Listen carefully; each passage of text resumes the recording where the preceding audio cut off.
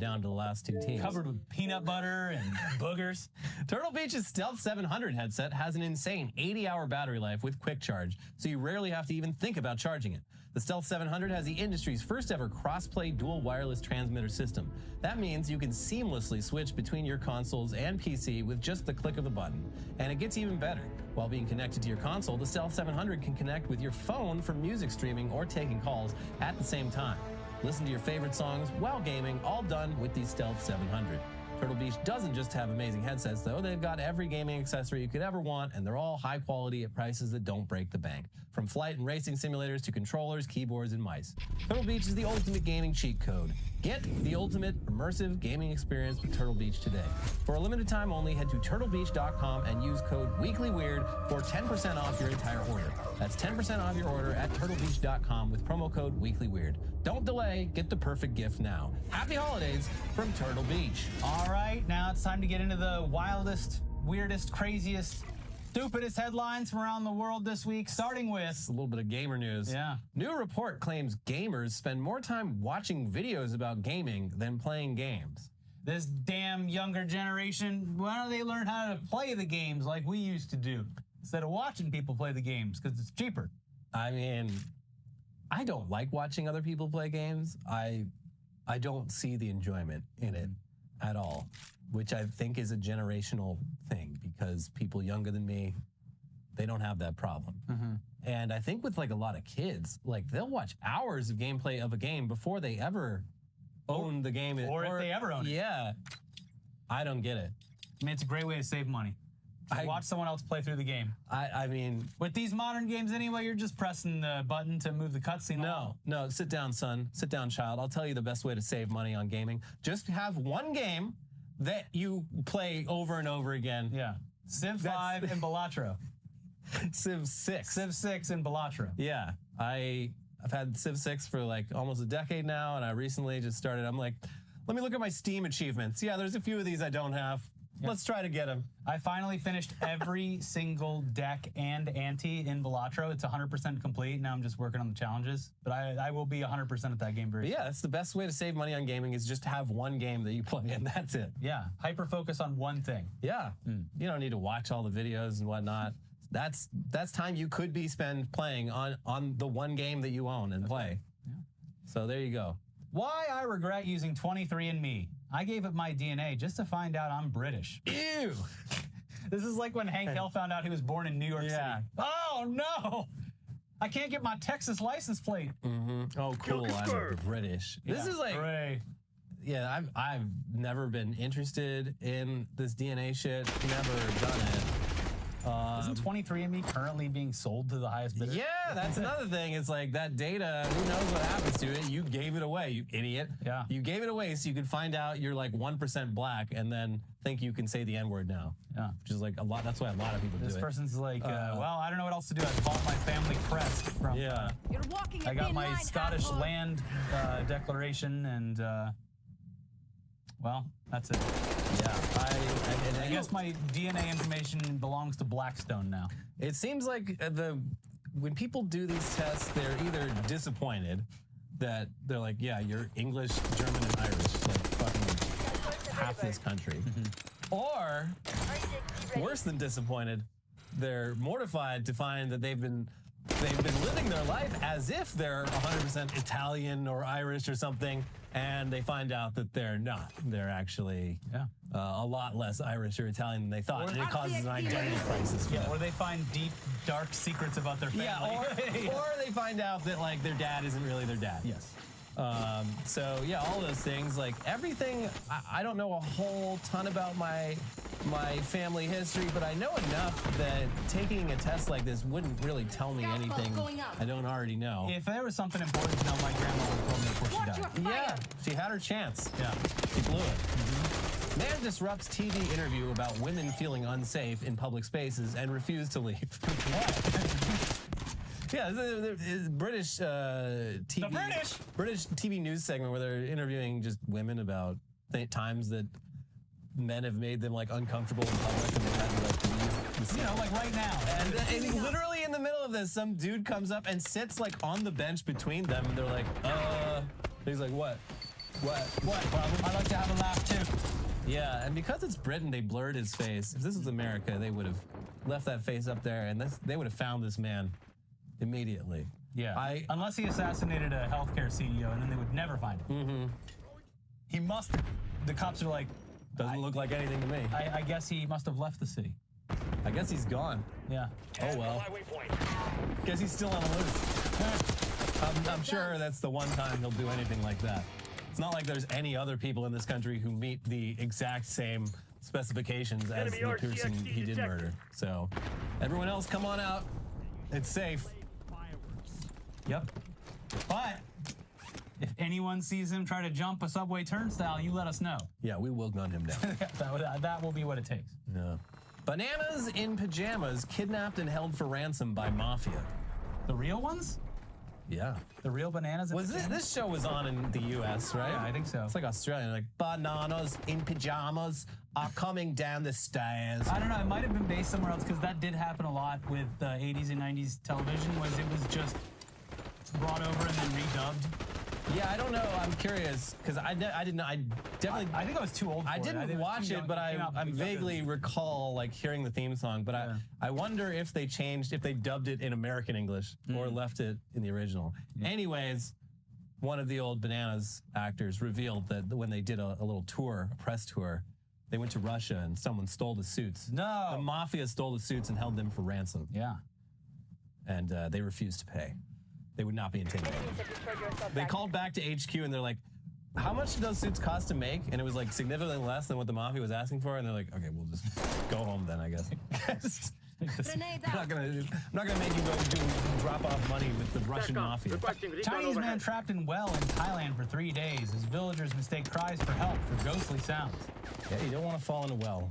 Oh my God! A superstitious place. That haunted well is doing all those noises again. Yeah, they want you to think that's a man in distress, but it's clearly the little girl from the movie The Ring who's going to crawl out very slowly and drag you down there with her. Could be a guy, could be a ghost.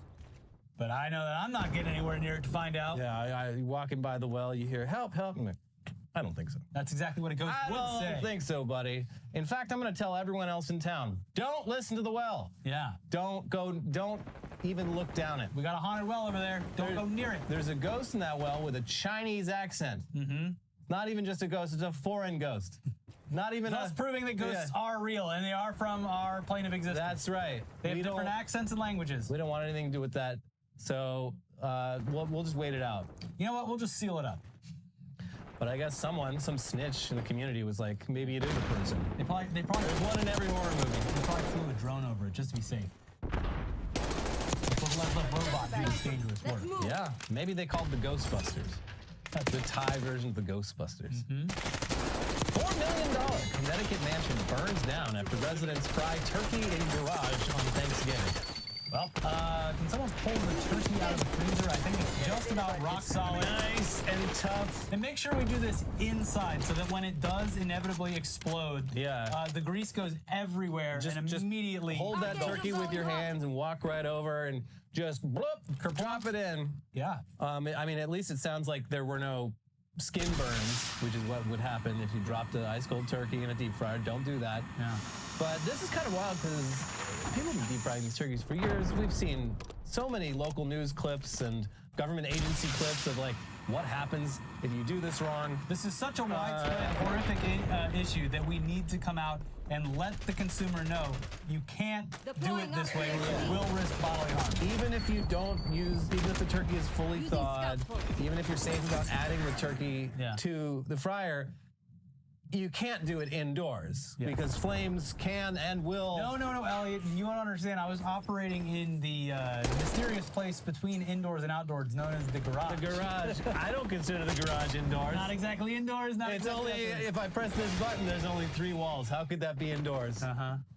Yeah, and obviously money doesn't buy sense. $4 million home. Based on the pictures of it, fully engulfed in flames, looks like it was a really nice house. But they couldn't be bothered to go out in the driveway because Connecticut in late November, a little bit chilly. Well, no one's complaining about the heat now. Yeah, Plenty of heat to go around. Nice and warm. Real hot Thanksgiving. Great job. Pet crocodile dies after being tossed into Alaska snow during argument between brothers over anime.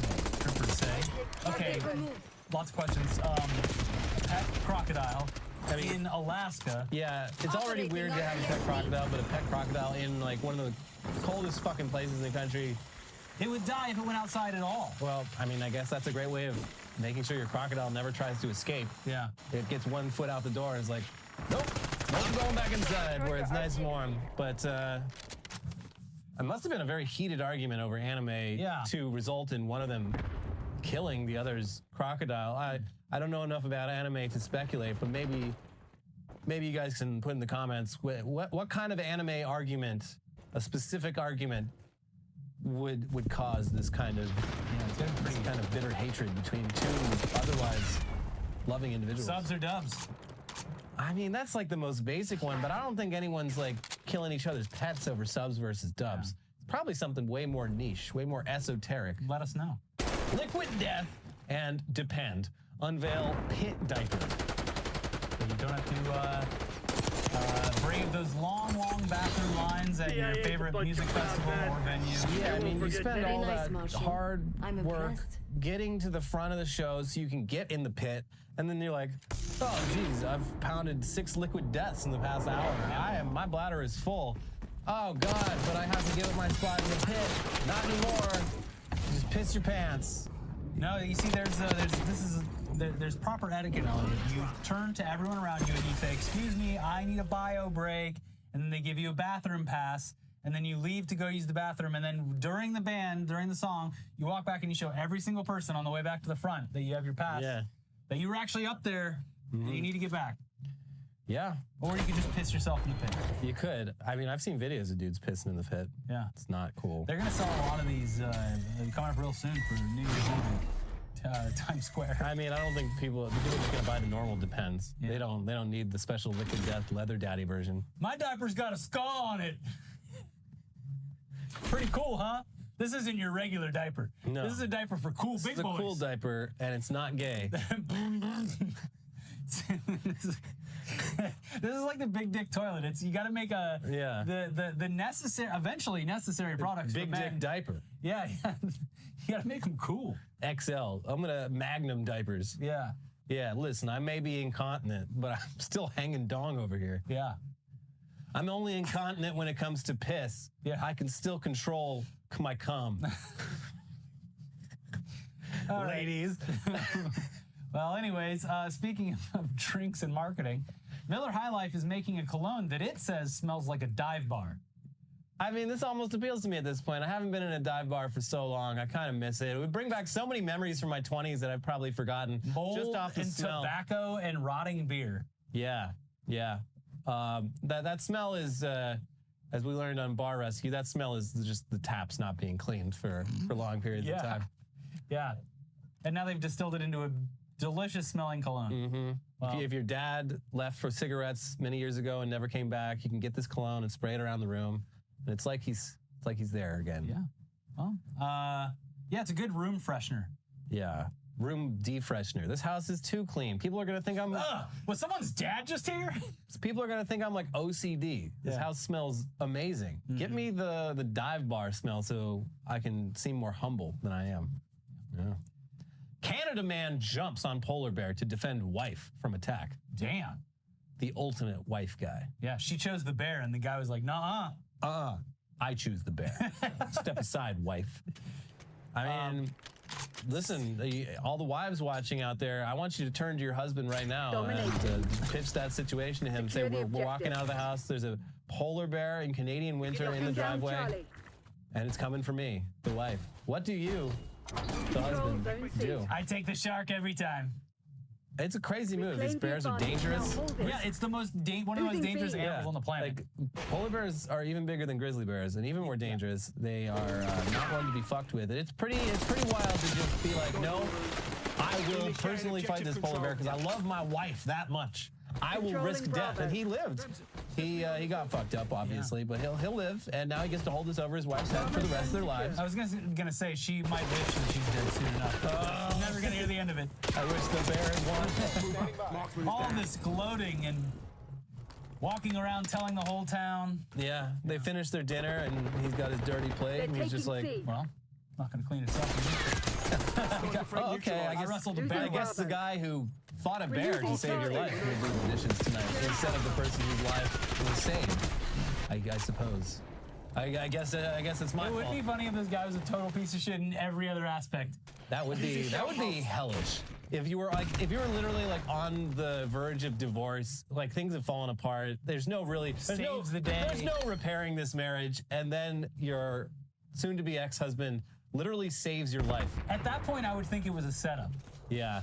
Well, do we know that it was a polar bear and not a guy in a bear costume? A lot of people are doing that these days. Yeah. A lot of fake bears out there. You don't know anymore. That would be brilliant.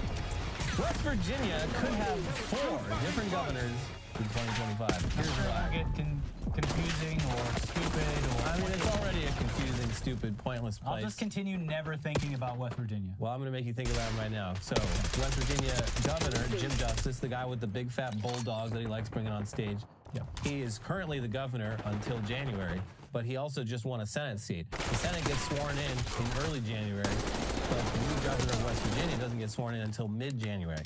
So, you got these two guys, and then in between, in the dead zone, usually you would have the president of the West Virginia Senate fill in for the job, but the guy who is currently the president of the West Virginia Senate lost the election, and so for like a couple days after Jim Justice leaves the governorship, the old Senate president will fill the role, but then the new state Senate term in West Virginia comes up, and he leaves, and the new West Virginia state senator becomes the temporary governor for a couple days until the new governor becomes the governor. I'm going to tell you what 4 governors in like 2 weeks. What every person in West Virginia would say to someone explaining that. Okay, well, how much is gas going to cost?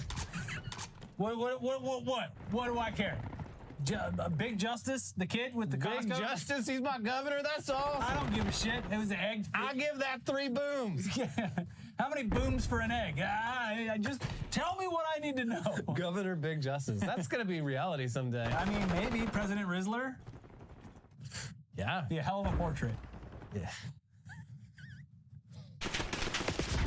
Anyway, that's our episode. That's it for the episode. Make sure you buy these toys. Get a toy. You only got like 4 or 5 days left. I bought mine today. I actually bought my own toy. I need to buy a whole truckload of them. Yeah, because we're going to control the supply. You know there's people watching who are going to be like, oh, geez, I didn't get them. I'm like, well, guess what? I got a trunk full of them, but it's not going to become cheap. No, so don't be one of those victims that I victimized. Triple the price. Get your own Monitor Buddy. Buy these. Buy several of them. We would never promote a crypto scheme, but if you buy, like, the more Monitor Buddies you buy, the more you can then sell to other people in a sort of pyramid scheme of Monitor Buddies. And there's a lot of money to be made. Yeah. You buy a closet full of these, you hire like a bunch of salespeople. They can then hire other salespeople. The phase guy that explained the pyramid scheme. Oh, it's not a pyramid scheme. It's just exactly that. Anyways, no, just buy as many as you want. They're not on sale for much longer. Again, less than a week. I mean, you got Elf on the Shelf. Why don't you put us on your monitor? Yeah. We're gonna watch you the same way, judging. Yeah. All right, well, please buy those. We would really appreciate it. Thank you very much. Make sure you like the video. Take a second right now. Find that like button. Press the button. Click it's the easy like to button. find. Leave a comment, reply to a comment, argue about anime, do whatever you want. Make sure you subscribe, and we will see you very soon. Just a good old-fashioned dump of news for you this week with a wide range of stories, including some updates to news that we've been covering recently. We should probably start with an update to one of the biggest news stories of the week. The shooting of United Healthcare CEO Brian Thompson, former CEO, the search for the assassin, and the entire country's reaction to this news, which appears to be little more than a shrug of the shoulders because almost every single person in this country has been, or it currently is being directly affected by our country's abysmal healthcare system, which seems to exist simply to extract money from sick and dying people when they and their families are at their most desperate.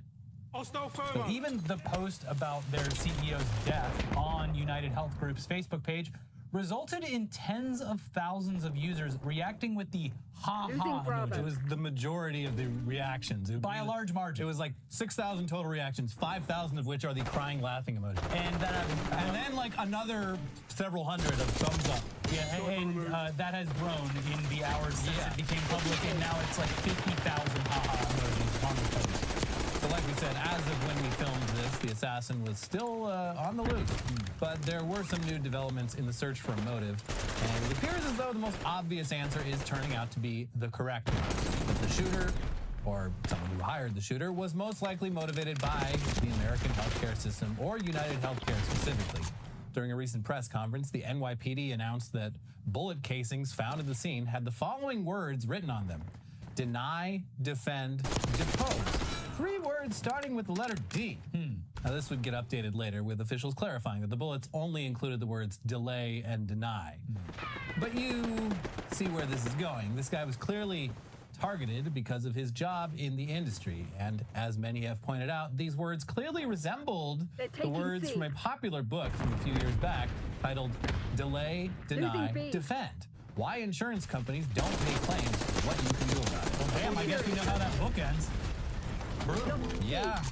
There's probably a Chekhov's gun laying around for the first, like, 20 chapters. And you're like, why do they keep on bringing up this gun? It's strange. It's weird to write a book and you talk about this gun that's just sitting there. I guess I'll get to it in the final chapter, what you can do about it. This news comes with increased scrutiny on the company and its awful history with its patients. It is one of those things where I have seen people be like, they start off being like disgusted, and then they're like, okay, actually having learned more information, my views have shifted on this. From the New York Times, United Healthcare, part of the giant conglomerate United Health Group, reported more than $16 billion in operating profits last year and employed roughly 140,000 people. Earlier this year, a Senate committee investigated Medicare Advantage plans denying nursing care to patients who were recovering from falls and strokes. It concluded that 3 major companies, United Healthcare, Humana, and CVS, which owns Aetna, were intentionally denying claims for this expensive care to increase profits. In January, the health news outlet Stat published a detailed investigation into how a United Healthcare subsidiary, Navi Health, used algorithms to deny care for seniors enrolled in the company's Medicare Advantage plan. And just to be clear, I mean, like, this is a service that you pay money, lots of money into for your whole life, a substantial amount of money. And you know, under the assumption that when you need it, they'll be there for you.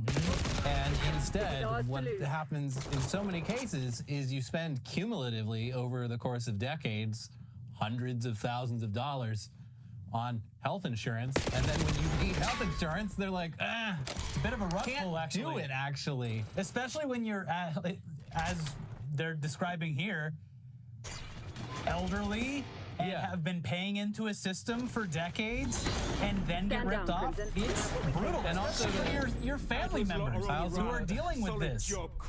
It's a burden on not just the patient, but everyone around them. Yeah. And I also, that $16 billion in profits is, imagine how much more efficient your health coverage could be if profits were not a factor, and that money could instead be actually spent on care. What I am describing is the healthcare system of much of the civilized world, which we, for whatever goddamn reason, continue to act like it just, you can't do it, it's not possible. Because that's sweet, sweet profitability. Right. Yeah. Medical aid shouldn't come with in profit England, for I companies. can't buy stock in these health insurance companies. Oh, woe is me. Anyway, the article continues. The Stat investigation noted specific instances that troubled United employees, like when an older woman who had a stroke was only covered for half the nursing days typically required for recovery. United Healthcare and its parent company now face a class action lawsuit over its use of the algorithm. A 2023 story from ProPublica dived deep into the experience of one United patient, a college student who racked up $2 million in medical claims a year to treat a severe case of ulcerative colitis. The story showed United disregarding an internal report finding the expensive treatment to be necessary. The patient eventually sued United and received an undisclosed amount in a settlement. And that is their game plan. Because they know that 90% of people will not sue or fight or anything. They have done the math. They're like, a certain percentage of people will simply accept that they are at our mercy. And a very small percentage will fight, and that's a settlement we're willing to lose to make all the other money. And I mean, like, a lot of this is like, I've had multiple times where I got necessary like testing and screening and had to pay for it again. Well, I had that happen this year. At least for me, I just straight up, I threw the letter in the trash and I was like, send another fucking letter. And they eventually just went away because I'm assuming the doctors and clinics or whatever on their end, because they have to deal with this shit too. Yeah. And they're like, no, you're fucking covering this. This is necessary work we did. Yeah, and not to repeat all of this over and over and over again, because he does a fine job of that on his own. But yeah, Bernie Sanders, when the first thing he talks about healthcare in this country is the administrative costs. Yeah. Being so astronomically high It's that a bunch you don't of have money left over for jobs. That's another caring thing for people. Another thing about universal healthcare systems, you don't have all those people who are paid a salary to say yes and say no. You just get rid of all them. You don't have to pay them anything, and they streamlines the process. And I don't care what the fuck they do. Another great job that contributes. Find another job that actually contributes to society. I don't care. Just get the fuck out. God, it's also getting really off track here, but it was very upsetting that this was just a non-topic in this previous election. Despite it being a major fucking issue for average everyday people. The Democrats just completely went dead silent. And had just the most beautiful layup where Trump completely nosedived during the presidential debate against Kamala, where he's like, we don't have a plan. We have concepts of a plan. And instead of like striking in on that and doing something to change the Affordable Care Plan, which like is a Band-Aid on a huge, huge gaping wound, decided to do anything else. I mean, the ACA is insufficient. It did at least stop these companies from doing the most evil thing that they had gotten away with for years and years, where, even if you have been paying your insurance premiums, as long as you have, doesn't fucking matter. They're like, actually, this illness, it turns out you were born with it. It just didn't show up till now, so not our problem. You had it before you started paying us. You won the bad lottery. Anyways, delving deeper into the background of this guy and the time leading up to his death, it appears as though the victim's wife claimed that there had been threats against her estranged husband's life, and he was recently on the receiving end of a lawsuit for alleged insider trading. There had been some threats, Thompson's wife, Paulette, told NBC News on Wednesday, adding basically, I don't know, a lack of coverage. Who cares? I don't know what my husband does. He has also recently faced legal scrutiny. Thompson was one of 3 United executives named in a lawsuit from a Florida pension fund in May, accusing the company of hiding a Justice Department antitrust investigation from shareholders while insiders sold stock, including $15 million in Thompson's personally held shares. He hadn't answered the claims in court before he was killed. The police departments in Maple Grove, where Thompson lived, and in Minnetonka, where United Health is based, both said they had received no complaints about threats to Thompson. Minnetonka police did provide information about a protest at a United Health building in July. About 100 demonstrators participated and 11 were arrested for blocking a roadway, according to a police report. The People's Action Institute, a social justice organization, led the protest, claiming that United Health had a systemic practice of refusing to authorize or pay for care. In April, more than 100 protesters descended on the Minnesota headquarters of United Healthcare's parent company, United Health Group. They blasted the company for what they said was an epidemic of claims denials. Now, one of the lawsuits related to this epidemic of claims denials was filed last November, and it alleges that United Health used an AI algorithm to deny and override claims to elderly patients that had been approved by their doctors, according to a recent article from Futurist. Yeah, that was the algorithm. I think we know a little bit more than one of these MDs, PhDs. That was the thing that was referenced previously with the denials of claims, but it does suck that it was an AI algorithm that was choosing this, because it also obfuscates any guilt. Well, the computer's clearly not wrong. It obfuscates guilt, but it generates a lot of money, more profits. Yeah. And as for how the healthcare industry is reacting to all this, remember in our last episode when we spoke about the news that just happened to break on the same day as the assassination? That was the news that a different insurance company, Anthem Blue Cross Blue Shield, was going to put a cap on the amount of anesthesia that a patient can receive during a procedure. If you go over the allotted time, you got to pay for that out of pocket. Yeah. Sorry, not our problem. Yeah, the algorithm said no thanks. Your doctor should have done the surgery faster. That's the, yes. He should have cut you up a little quicker. Ghoulish behavior, but all too common here in our wonderful for-profit healthcare system. Anyway, it's the darndest thing. After announcing this update to their plan, the company, things happened, and they went ahead and reversed it while claiming that people misinterpreted what they were doing. Yeah. Which, no, people understood exactly what they were trying to do. There just happened to be a little bit more attention on it on that particular day. Yeah. In their statement to NPR on Thursday, they claimed that there has been significant widespread misinformation about the update to our anesthesia policy. As a result, we decided to not proceed with this policy change. To be clear, it never was and never will be the policy of Anthem Blue Cross Blue Shield to not pay for medically necessary anesthesia services. That's a funny phrasing. That's a very funny phrasing because so many denied claims are about whether something is medically necessary according to, I don't know, how they're feeling that day. The proposed update to policy was only designed to clarify the appropriateness of anesthesia consistent with well-established clinical guidelines. Enemy UAV Again, inbound. they're admitting it again. They're like, yeah. And they're also saying that they're like, oh, well, it should only take this long. So if you do go over, we're going to have to charge you for that. Yeah, you used above the medically necessary amount. Which we could also deny, by the way, just because we think that it isn't necessary. So that's why people were upset, because you were only going to cover a certain length of anesthesia, and you reversed it overnight for some reason. So I guess it really wasn't that big of a deal after all. Probably had nothing to do with the fact that a lot of people online were quote tweeting that news story with a picture of the CEO of Blue Cross. And all of those health insurance companies have scrubbed their websites of the information related to their executives. I mean, listen, I know they're doing it because they fear for life, but they should do it anyway out of shame. Yeah, out of shame for being a fucking parasite on this society. But speaking of scams, America's full of them. From our healthcare industry to our most prized celebrities. Everyone will let you down when weed starts to creep in. Oh no. And this next story. Say it. No. This next story. No. Anyone could have seen it coming a mile away, Elliot.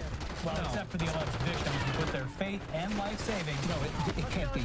Into cryptocurrency. No. Based off of and endorsed by the Tua girl. Tua. She has decided to grift on that thing. I'm shocked. I cannot believe. Shock Tua. I'm shocked, Tua. I need to talk to a lawyer. So the lawyers are already offering their services. So that is right.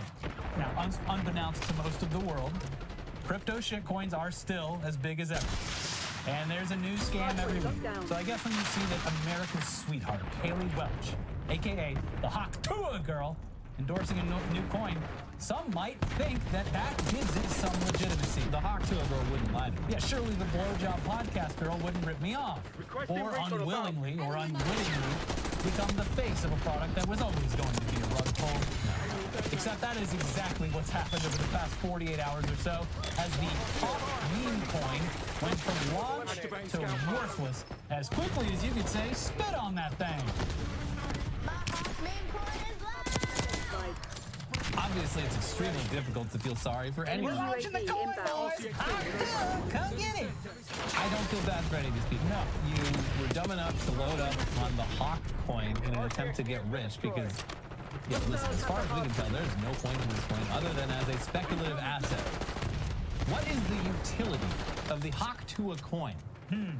Well, they did have some graphics that indicates how, oh my God, Hawkonomics works. Elliot, are you not a scholar of Hawkonomics? Do you not understand why this coin is beneficial to Not society? yet. I'm going to need to read the white paper. Yeah. But yeah, it's all complete bullshit with no basis in reality. 21% community fund. 20% free claims for Haley's fans. Web 2 fully unlocked on TGE. Blah, blah, blah. And Haley apparently gets 10%, but it's locked for 12 months. That's why you gotta, just stick with it. Obviously, this is going to be a very lengthy. She's going to hodl on those coins. it's all pointless bullshit because the meme coin was released. It got sniped by a few accounts who then spent the next couple hours selling off their haul for a hefty profit, dropping the total value of the coin by 90% almost overnight. Yeah. Tale as old as time.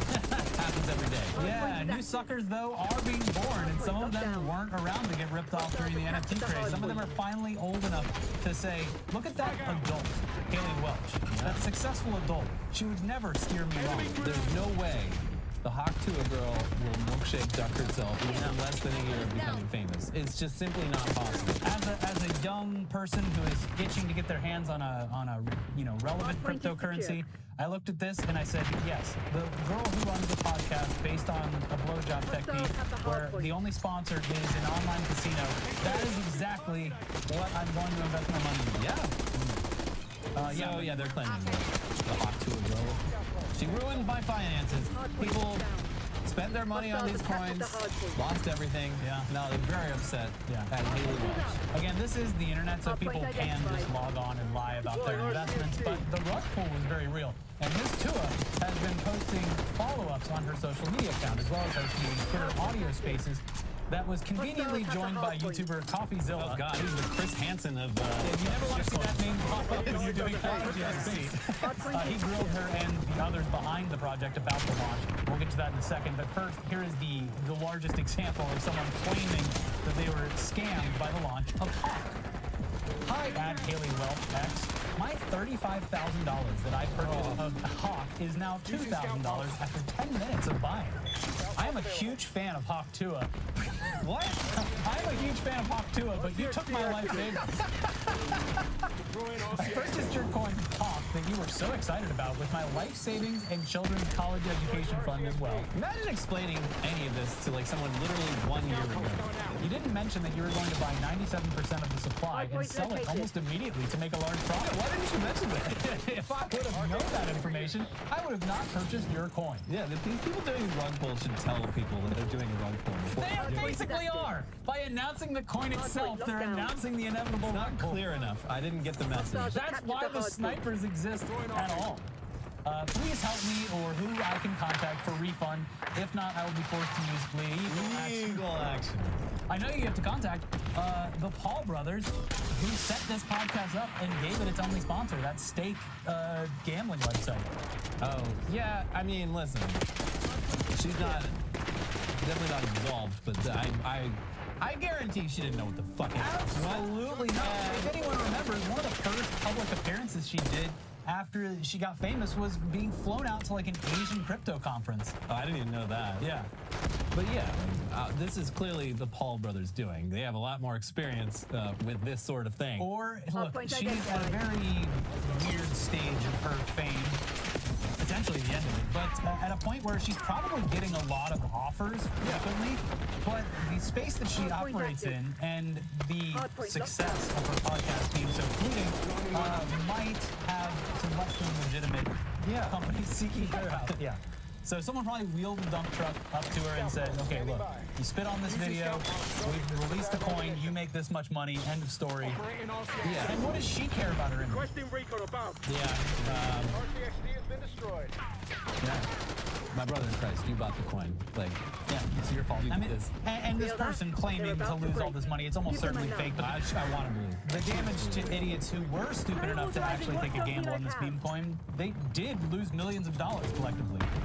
Here's crypto news outlet Cointelegraph with more on how this all played out.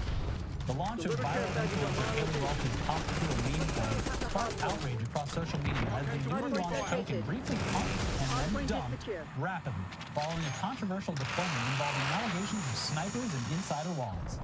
The Hawk Tuah meme coin was launched at 10 p.m. on December 4th and quickly rose to a peak market cap of $490 million.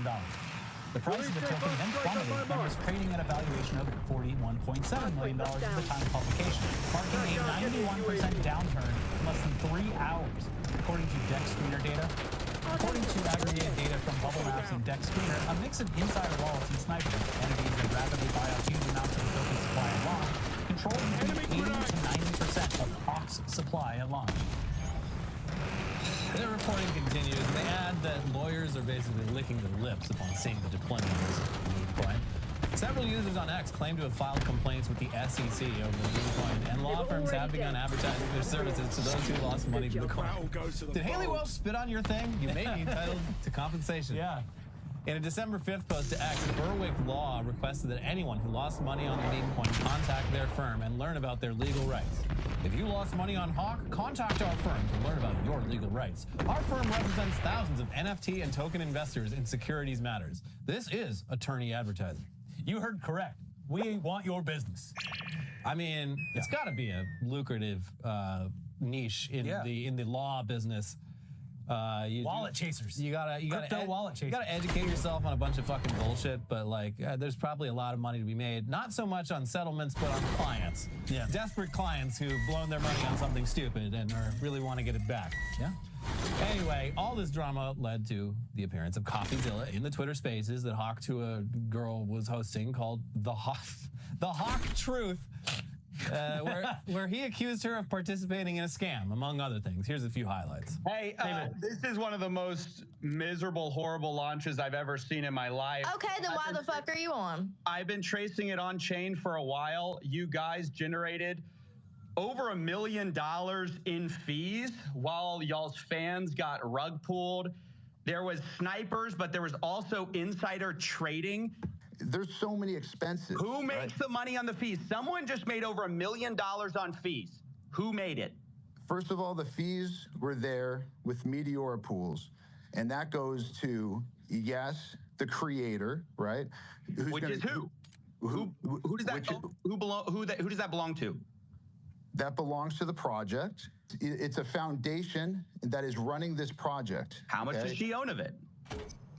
It's a foundation. She owns 0 of the foundation. So y'all No, I don't own the foundation either. A foundation in Brother, Island. who profited of over $1 million was just I'm made? telling you, a foundation that pays people out.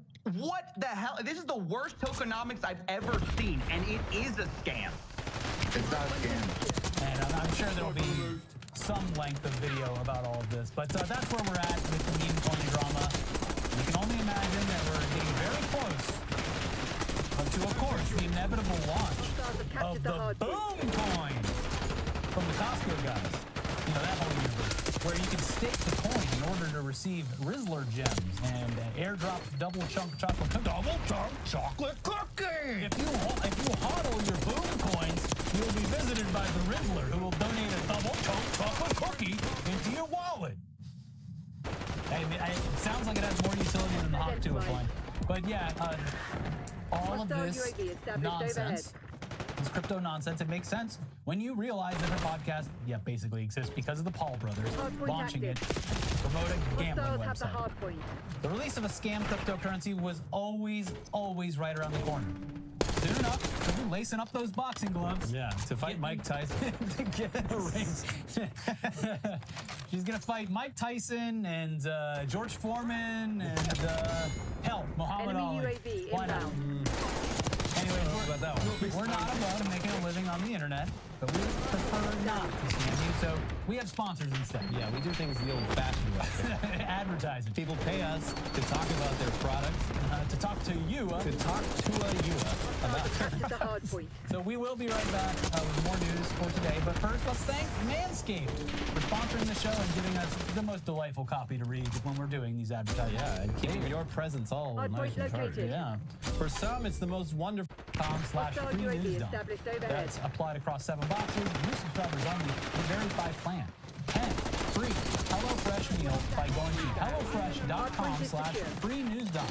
Thank you for sponsoring the show. Now back into the news. All right, back to the news now. And next on the list of updates for you this week, Trump's cabinet picks. It's only been about 2 weeks since Donald Trump nominated Florida Congressman Matt Gaetz as Attorney General. Wait, what? 2 weeks? Yeah. What? 13th or 14th. We had Thanksgiving and all that, so it's kind of a time limit. Okay. Yeah, so a lot's happened, obviously. Time is dilated. First off, he quickly resigned from his seat in Congress so that he could accept the nomination that was totally going to happen. But the timing of that move led many to correctly assume that Gaetz was saving himself from an extremely damaging House ethics report that was set to be released.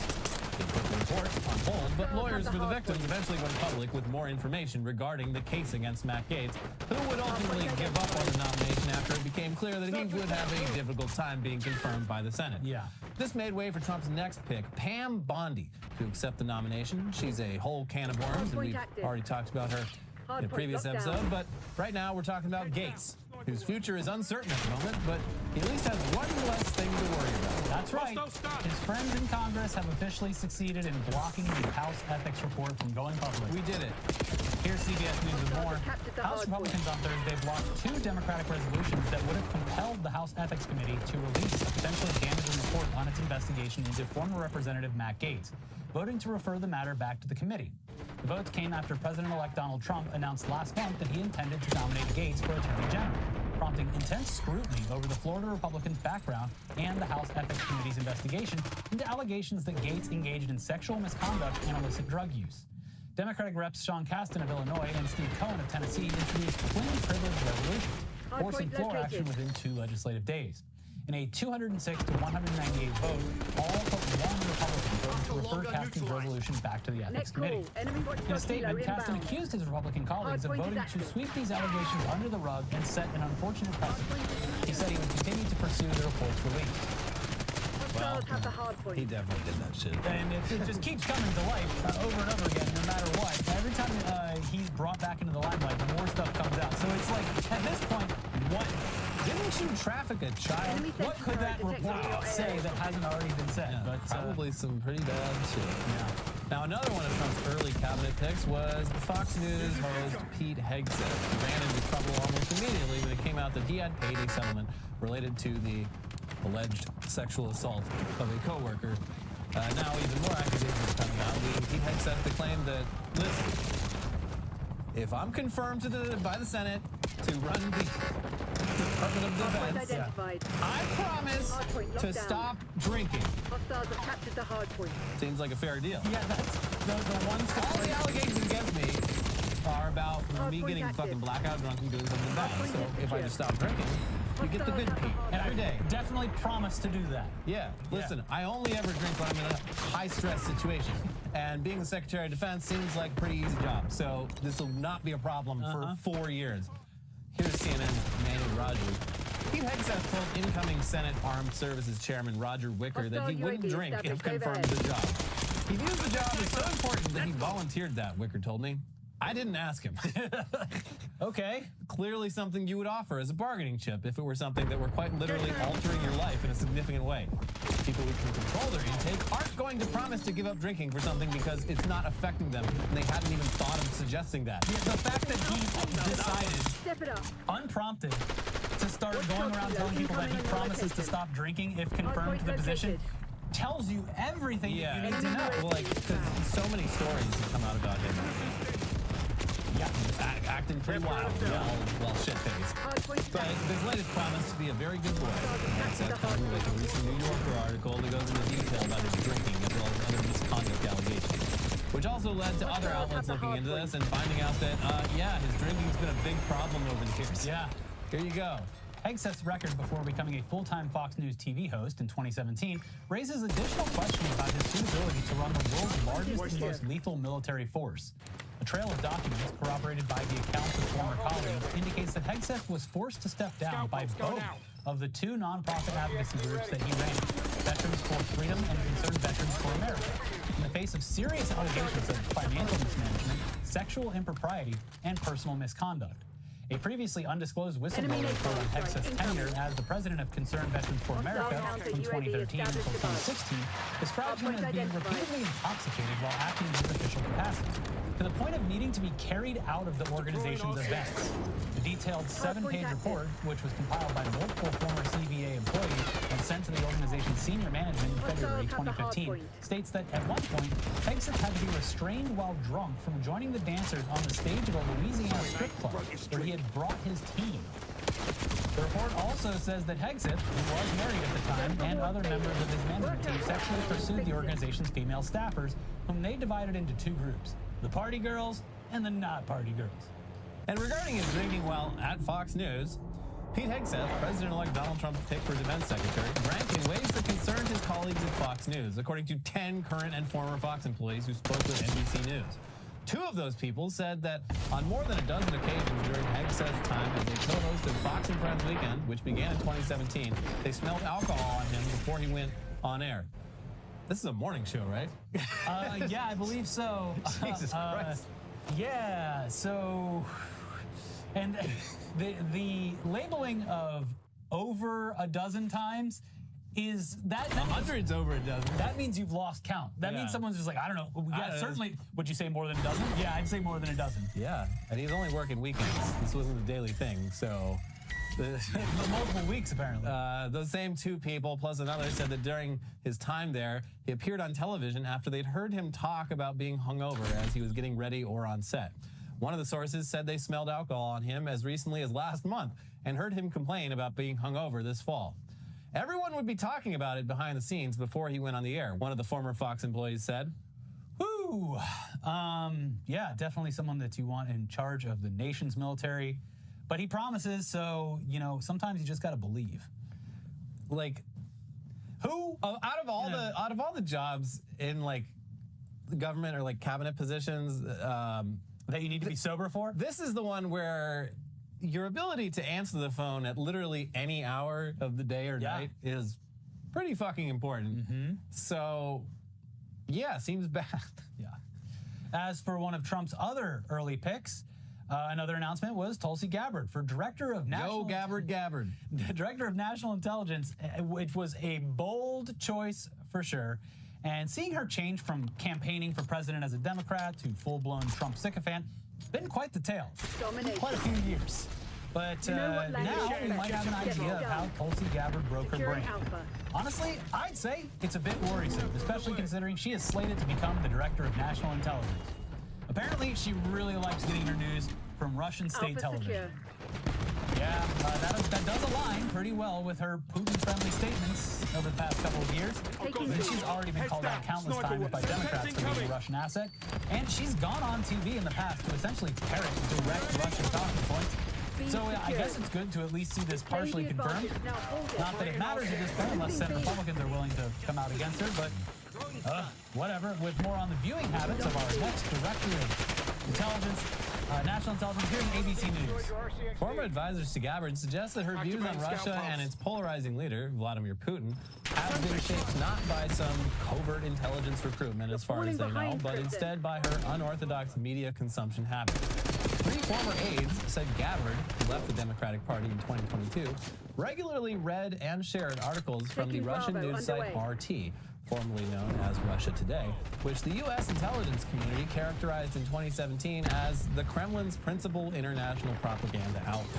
While it was not clear to those former staffers whether or when she stopped frequenting the site, one former aide said Gabbard continued to circulate Losing articles aid. from RT long after she was advised that the outlet was not a credible source of information. Doug London, a retired 34-year veteran intelligence officer, said Gabbard's alleged penchant to rely, at least in part, on outlets like RT to shape her views of the world reflects poorly on her suitability to fulfill the responsibilities of a director of national intelligence. That Gabbard's views mirror Russia's narrative and disinformation themes can but suggest naivety, collusion, or politically opportunistic sycophancy to echo whatever she believes Trump wants to hear, London said, adding, none of which bodes well for the president's principal intelligence advisor responsible for enabling the U.S. intelligence community to inform decision-making by telling it like it is. Okay, again, not feeling very confident about any of these picks so far. No. But next up, not a Trump cabinet pick, but Republican Senator Ken Yeager of Tennessee. He was recently charged with a hit and run as well as a DUI while performing a field sobriety test, the senator pissed his pants. So here's local outlet, The Tennessean. Tennessee State Senator Ken Yeager was arrested, booked into a Georgia jail Tuesday night, and accused of getting into a hit and run while driving under the influence while on vacation on Jekyll Island. Yeager, a Republican from Kingston, is chairman of the Senate Republican caucus. Speaking with Yeager, troopers noticed a distinct odor of alcohol on his breath, according to an incident report from the Georgia Department of Public Safety. He admitted that he had been in a crash earlier and had drank a couple of glasses of wine previously in the day, according to the report. During the stop, Jaeger urinated on himself, the incident report notes. He failed his field sobriety test, which had to be cut short due to safety concerns while he was performing a one-leg stand, according to the incident report. He agreed to a breathalyzer, which returned a breath alcohol content of 0.14, according to the incident report. That's almost double. Yeah, that's pretty high. Got drunk, hit something, got pulled over, stood on one leg, and pissed his pants is a pretty impressive. You don't understand. I'm different when I'm on Jekyll Island. I turn in, I go from Mr. Hyde to Dr. Jekyll. Glug, glug, glug, glug, glug. It's not my fault. My last name is nominative determinative. Jaeger. Yeah, but it's like drinking wine. Yeah, and it's spelled different. Yeah. Anyway, this news was followed up with receipts regarding Senator Jaeger, and turns out he's been very friendly to the alcohol industry over the years, and has taken campaign donations from alcohol retailers like Total Wine and More, who then requested to open up more stores in his home state. Cool. From the Daily Dot, while Jaeger may have been out of state, as a lawmaker, he's pushed an effort to make alcohol more accessible in his home state. In 2021, Jaeger, who serves as chairman of the Senate Republican Caucus, introduced legislation to permit a third Total Wine and More store to open. Jaeger's bill was deferred, and the retailer still has just the 2 stores. He has also done away with a specific tax targeting alcohol manufacturers, pushed to reduce the definition of municipality to be cities or towns with 900 people or more instead of 925 for the purposes of the alcoholic beverage laws, and worked to designate multiple businesses to allow consumption of alcohol on site. In January 2023, Jaeger also sponsored legislation that reduced the minimum number of days of incarceration from 25 to 17 that a person convicted of a second DUI offense had to serve before being allowed to participate in a substance abuse treatment program. So, yeah, there you go. And then you go to a vacation on... Be locked down.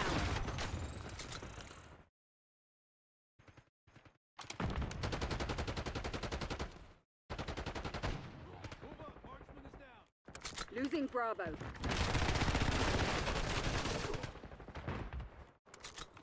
Bravo lost. That's not. It's Joey Manarino. He's like the classic right-wing dipshit on Twitter. Which sources say was fake. A gun New is lead. also turning to DNA pulled from items left near the murder scene, including a cell. Whoa! Yay! Calm down. That's a very different. That's a very different. That's not. That could be anybody. That could be anybody. It looks like I wasn't here. I was in the UK. Stop. I was in the UK when this happened. I was in the UK when this happened. Okay? Totally different. Also, no suppressor. 50K easy. Cell phone and a smudged fingerprint from a water bottle they say the suspect bought at a Starbucks minutes before the shooting. This video showing the suspect tossing an item in the garbage. He was methodical and disciplined. I know that. But everybody makes mistakes, and you got to find those mistakes. As the search intensifies, police working to determine a motive. Police believe the gunman is a disgruntled ex-employee of United Healthcare or an angry client. Today, value-based care is the centerpiece of our growth strategy. And now, other corporations. I think one of the craziest parts about this is that, like, this dude is still like small fry. Okay? He's not even the top dog. Like, the United Healthcare structure, like, there's a United Healthcare group. Okay? This guy is the CEO of one of the many different tentacles under the United Healthcare group. So, like, he's a low-level CEO.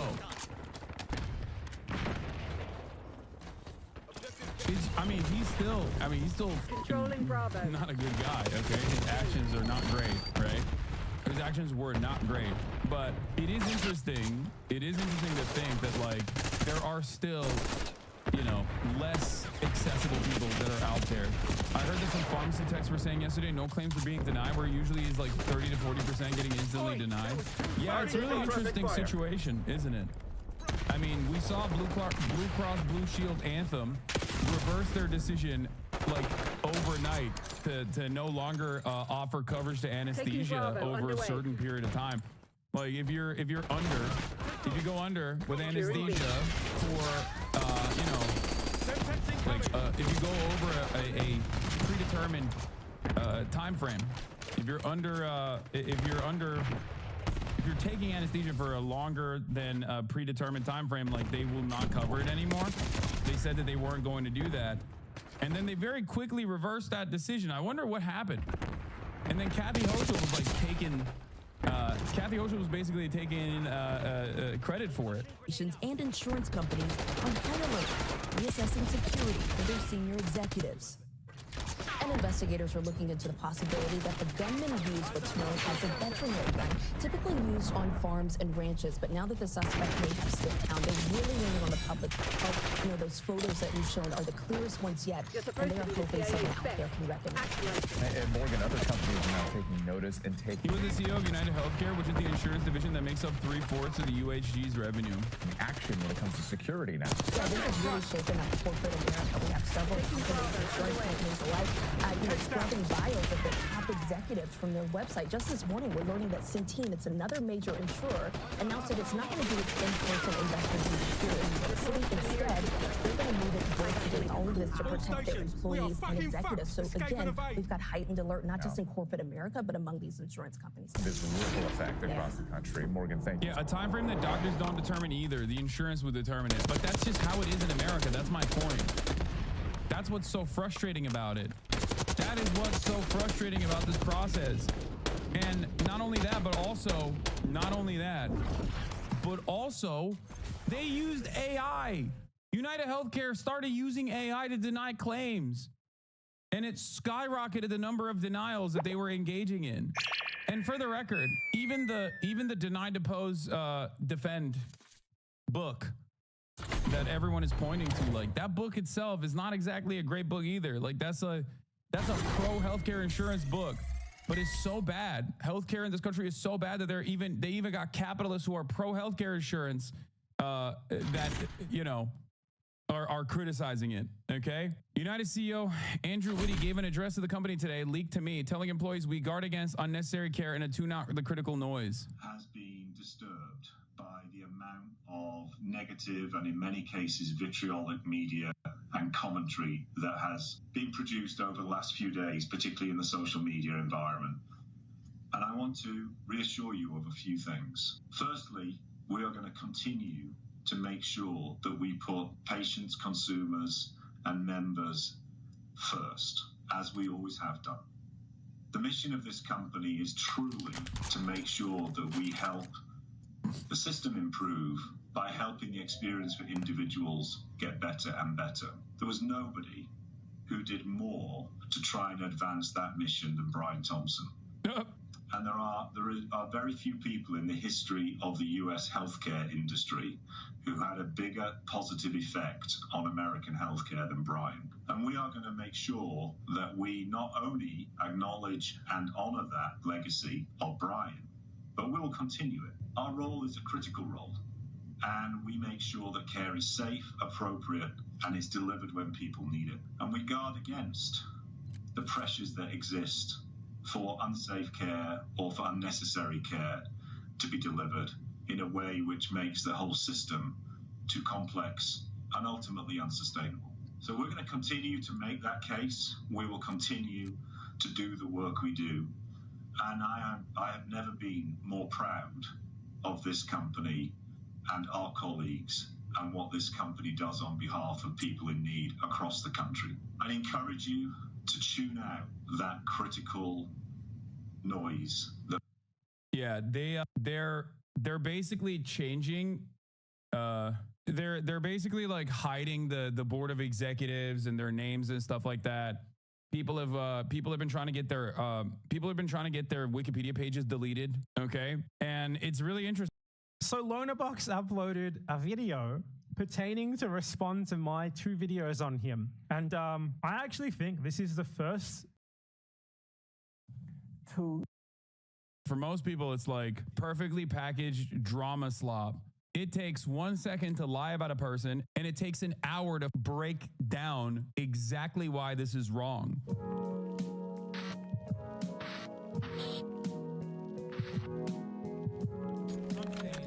All right.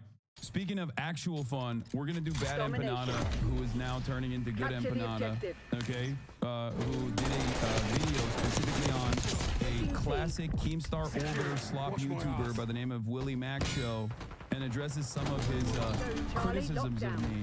And I think I assume, considering Bad Empanada is very knowledgeable on Israel-Palestine, and Willie Mac Show is not very knowledgeable, I would like to see Willie Mac viewers reminding him about the D video he said he was making a while ago. Some odd reason he stopped making it. They're a bit upset. Yeah, I mean, he's now, Willie Mac Slow is now totally a major Destiny orbiter. He, I mean, dude, I get it. I get it. Why the f wouldn't you be? He literally goes and trolls that subreddit. He just peruses Destiny's subreddit to get like an easy 1 million view drama slop video. Like, why the f wouldn't he be excited at that prospect? That probably makes him like 10 grand. You know what I mean? That's easy money.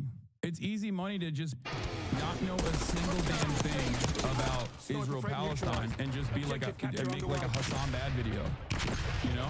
We're gonna have a new segment on the stream, which might never happen again, but I'm calling it a new segment. It's gonna be called Slop Watch, where whenever a slop YouTuber steps out of their lane and talks about something serious, we fact check them. So we're gonna fact check a slop YouTuber who usually talks about like Minecraft streamer drama, but decided to delve in to Israel-Palestine recently out of no reason aside from the fact that I hate Hassan. This is basically it. Like, these people used to make drama videos about gaming YouTubers, but then Hassan came onto the platform. You know, he's on the same platform as the gamers. So now, like, they hate him for getting more viewers than them while talking about things that actually matter. So now, like, in between the videos about like the latest like scandal of like I don't know, Pokimane having an affair with Asmongold's dog or some shit like that. You know, like the game of World of Warcraft, League of Legends, whatever the.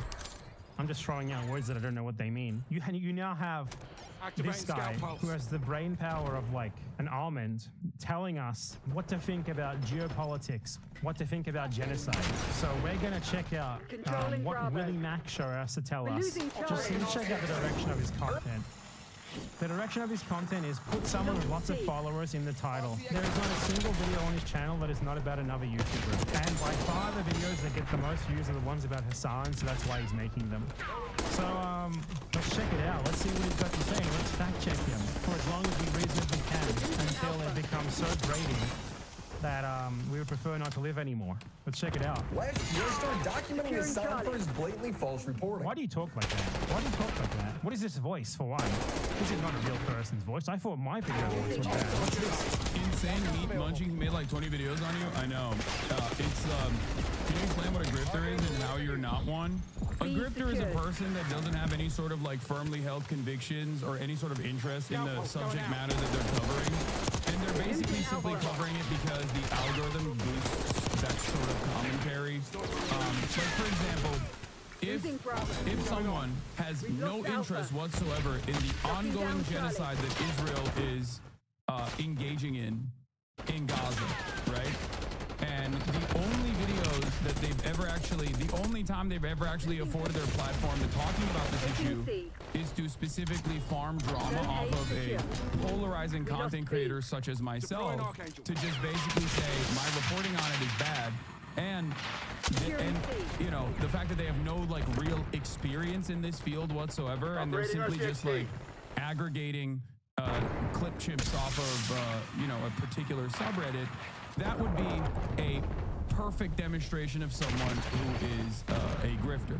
The reason why I always laugh at the Hassan, you're a grifter allegations is because I have been endlessly consistent on my commentary, on my convictions that I firmly hold on to, and also the fact that not only can you know, not only do my takes stand the test of time fairly well, with some minor exceptions that people seem to make a very big deal about, but that's fine.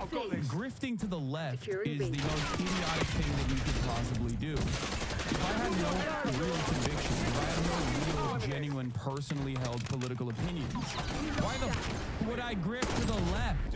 It's the most annoying group of people on the planet. Okay, do you know how many people who also consider themselves to be diehard leftists who hate me Are you kidding me? It is the most annoying group of people on the planet. Okay, I'm sorry, it's just the truth. There's nothing the left hates more than someone who has an opinion that is a little bit marginally different than theirs. Okay, there is no big ticket donors on the left. Everything on the left has to be grassroots funded by you guys. Obviously, you guys fund this entire broadcast by subscribing, and many of you do. And I'm endlessly grateful for that sort of thing. But the reality of the matter is, there's a reason why. There's a reason. I mean, Bad and Empanada is a great example of this. Bad Empanada shits on me all the time. You know? And it is what it is, but the left is the stupidest group of people to grift to because they are annoying, and it's impossible to get any sort of solidarity amongst the left, okay? People will say, you're not far left enough. Some people will say, you're too far left. No such distinctions are usually made on the right, okay? There is very little right-wing infighting, and when it happens, they pack that shit up quickly. The two most prominent examples of right-wing infighting that have occurred over the course of the past couple of years was when Ben Shapiro and Steven Crowder duked it out a little bit for a second, okay? But it didn't change the dynamic of the audience that much. Steven Crowder said, cried about the $50 million contract he got from Daily Wire, and he said it was slave labor, which was hilarious. And then the second most prominent example was when Candace Owens was anti-Israel under the Daily Wire wing, while also being anti-Semitic, of course, and Ben Shapiro was like, you know, anti-Semitism is fine, but anti-Israel I can't stand. That kind of feuding is a daily occurence on the left. People have, you know, people have an incredible amount of purity like standards that they themselves do not abide by, that they try to subject others to. So it's an idiotic thing to do. I think I'm a stupid person. Why does D-Grip to the left seem to be working out well for his bank account law? I think that he is a debate mercenary. He doesn't give a shit. He just wants to be contentious, and he knows that as long as he maintains a liberal posture and backs like the institutional liberalism, he will always be able to maintain some level of an audience. He is not a leftist, though. I don't think Destiny's never really been a leftist. There was like a brief moment where I thought he might be, but he was not. He's just a very annoying liberal who says incredibly reactionary and edgy shit on a regular basis and will defend it. Yeah, he's perma-stuck on whatever the liberal status quo is, and he'll always defend it. And I think part of the reason why is because if you're going to base your worldview off of like empirical evidence, there's a whole bit of information that's readily available on the liberal side, right? Like, it's great. You can just like go to Wikipedia and just churn out, misunderstand what the Wikipedia pages are telling you, and make it seem as though you're, you know, infinitely more knowledgeable on the subject matter than the idiotic right-wingers that you're duking it out with. Because right-wingers not great at debating, and they're not great at understanding reality in general. So I think it's like a very easy way to present yourself as an intellectual giant, an intellectual titan. But overall, he does present a unique part of this space. I will admit that, where he has the energy and the toxicity of a 4chan poll weirdo, like online forums, and people that frequent online forums and like engage in these cynical smear campaigns and stuff like that. But normally those people used to be like Nazis, right? And obviously Destiny himself doesn't care about someone being a neo-Nazi. Like, he'll hang out with them, he'll try to have sex with them, like Lauren Southern. I think he did have sex with her, as far as I understand, according to his ex-wife. Big Fuentes. And he'll prop their channels up. He'll actually give, Nick Fuentes his phone number to like a bunch of podcasters, so Nick Fuentes can go on the podcast circuit. Like, he'll offer a lifeline to neo-Nazis. He'll collaborate with the likes of Sam Hyde, right? Because he just doesn't have any sort of real ideology. And he'll always be like, oh, I'm just debating. I'm just debating and his audience. And I think he just like picks up a lot of those audience members who are interested in the supportive of it all, and maybe it makes him seem like he's de-radicalizing people from their former neo-Nazi ways. But the reality is he's just keeping that same exact energy, but specifically turning them towards being prominent members of his own personal cult that will still go after very similar targets that the neo-Nazis went after, right? He doesn't defend capitalism? Yes, he does. What? So that's neither here nor there, though. Yeah, he's just a guy who's super edgy and a neoliberal, and I think that if the hegemonic attitude towards capitalism swung in the opposite direction somehow overnight magically, which would never happen, of course, he would just be defending that. Anyway, let's continue. I was right about Ukraine. That's right. War is not imminent. Oh, shock. An Israeli airstrike hit the Al Ahli hospital. You were so right. They had a 7,000. Like, he just puts it in. This is not something that these people like to do. Like, they don't actually have to provide proof or evidence for their claims. They just point at someone else saying something and insist that it's wrong without being able to explain why. People who consider themselves political commentators do that. So obviously a slop YouTuber is going to do it way more. 1,000 new troops.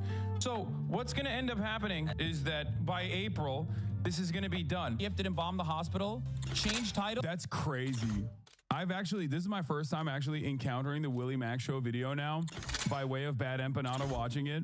And that's amazing that this is what stands for fantastic political commentary that disparages the 8 to 10 hours that I pour into talking about the subject matter. That is wild. This is the first time I've actually seen a clip of this person's YouTube slop. That's incredible. You apologize and he didn't even include it.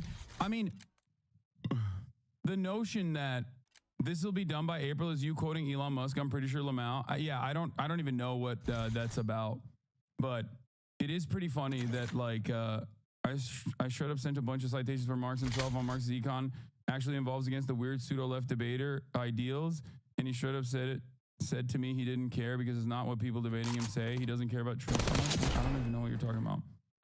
Hassan never cites his sources. Hassan is out of his depth. Hassan never cites his sources. Hassan only goes on Twitter. These are some of the most common things that you hear from people. And I think it's because people want to seem smart. People want to feel smart. I get it. I understand that. I understand that interest. And so this makes people feel like if I've rubbed them the wrong way, or if they've seen a bunch of negative clips about me, videos like this will give people enough evidence in their minds who are not really paying attention to anything that's going on, that it gives them ample evidence to be like, yeah, he does suck. I actually did feel that way about him, and now I know exactly why. Yeah. This guy's just farming, no? If anyone puts any time into you, it's pretty obvious you argue from a good POV and that you're not just arguing out of personal interest and opinion, but actual facts. Yes. I don't think this person has any care or consideration about politics or a well-defined worldview anyway. I think they're just purely in it for the algo. IDF didn't bomb the hospital? Yes, it did! Does this guy provide any evidence that it didn't bomb the hospital? No, he doesn't. He just insists that it didn't. And because Hassan said that it did, it must be wrong. Yes, it did! I criticized him for being a propagandist, coming to conclusions on breaking news when the story hadn't even been fully reported. One of the funniest parts about our conversation when this dildo came on the stream was when he didn't even know that my reasoning originally for why Israel bombed Al Ahli was because 1, Israel had bombed the Al Ahli hospital 2 days prior. 2, Israel had bombed a whole bunch of places, including other hospitals that they've forcibly evacuated at that point.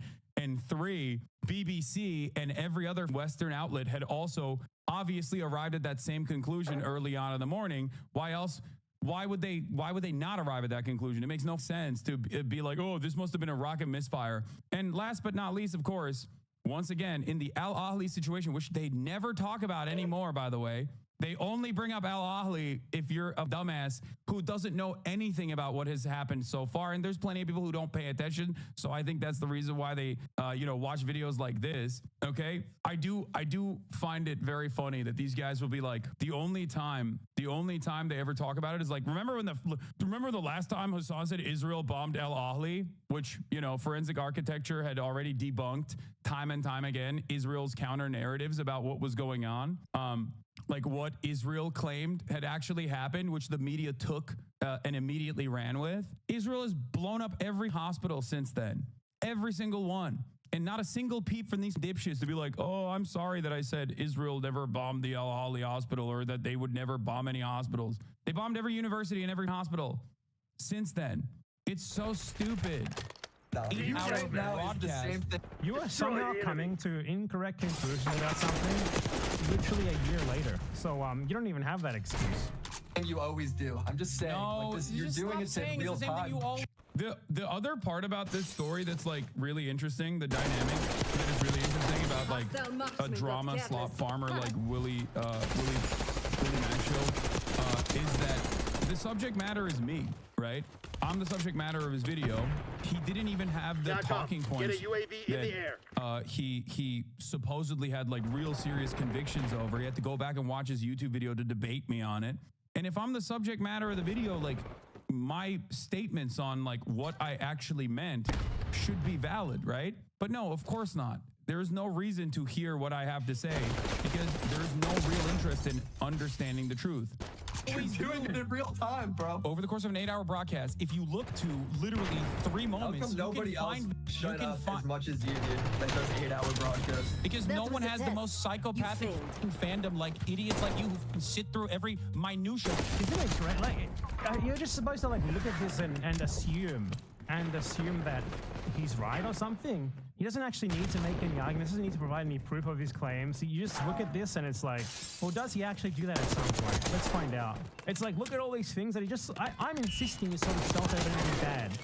Because I don't actually know why they're bad. I just sort of have a gut feeling that they're bad. So let me show them to you. Like you saw in the previous segment where I respond to like a clip of Ethan Klein's Zionist compilation.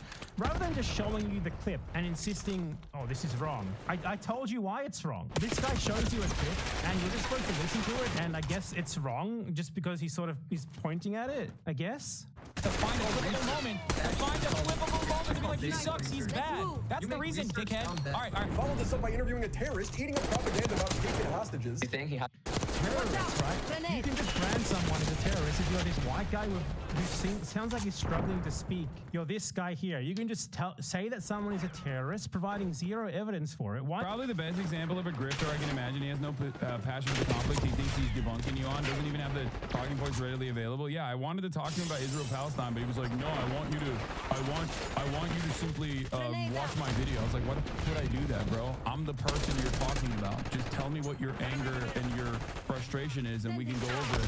Which you have to literally go back and wait, what is this? Relevant? Hold on, can you pause for a second? That's such an... I'm sorry to do it. This guy right here in the top left, the one that they're all... Oh, there he is. He's hanging out with Destiny and Dan Saltman. Having a great time with. Come on, you're losing this guy's fight. a killer. Well, no, you don't know if he killed anybody. He probably has never... He boards boats. Yeah, but after they're already taken over, he's not... I'm sorry. He's hanging out with the hostages, but we don't... He also wasn't hanging out with the hostages. That was a moment that was like lost in translation, but he wasn't hanging out with the hostages at all. And the people were using a clip that was from a totally separate video to be like, oh, look at this clip. Like, here he is hanging out with the hostages. No, he didn't board the boats either. No, he didn't board the boats either. He went on Galaxy, the boat that had already been, that had become a tourism destination in Sana'a. You're wrong. All of this stuff is wrong. Why do people not care about being wrong so frequently? It just doesn't make any sense. Like, yes, the Ansar Allah militants took over a bunch of boats, including the Galaxy one, okay? They boarded the boat, they put the boat in the port in Sana'a, and then they turned it into a tourism destination. So people could just simply pay, I think like $1 or something, to go and see the boat, Galaxy Leader. That's it. And Timothée Chalamet Rashid, okay? You're the biggest liar I've ever seen. It's written all over your face. You are bullshitting. Okay, man. My bad. I'm My trying bad. to be accurate, Dan. Yeah. I'm just trying to fight No one dies. disinformation with disinformation. No one dies on these things. No, there's no videos of him in like active combat. He's in like war and shit up. أنا الشعب الصيني أنا ما قد جلست معهم ولا بس الصدق يعني قبطان السفينة كان صيني وعجب على الجو.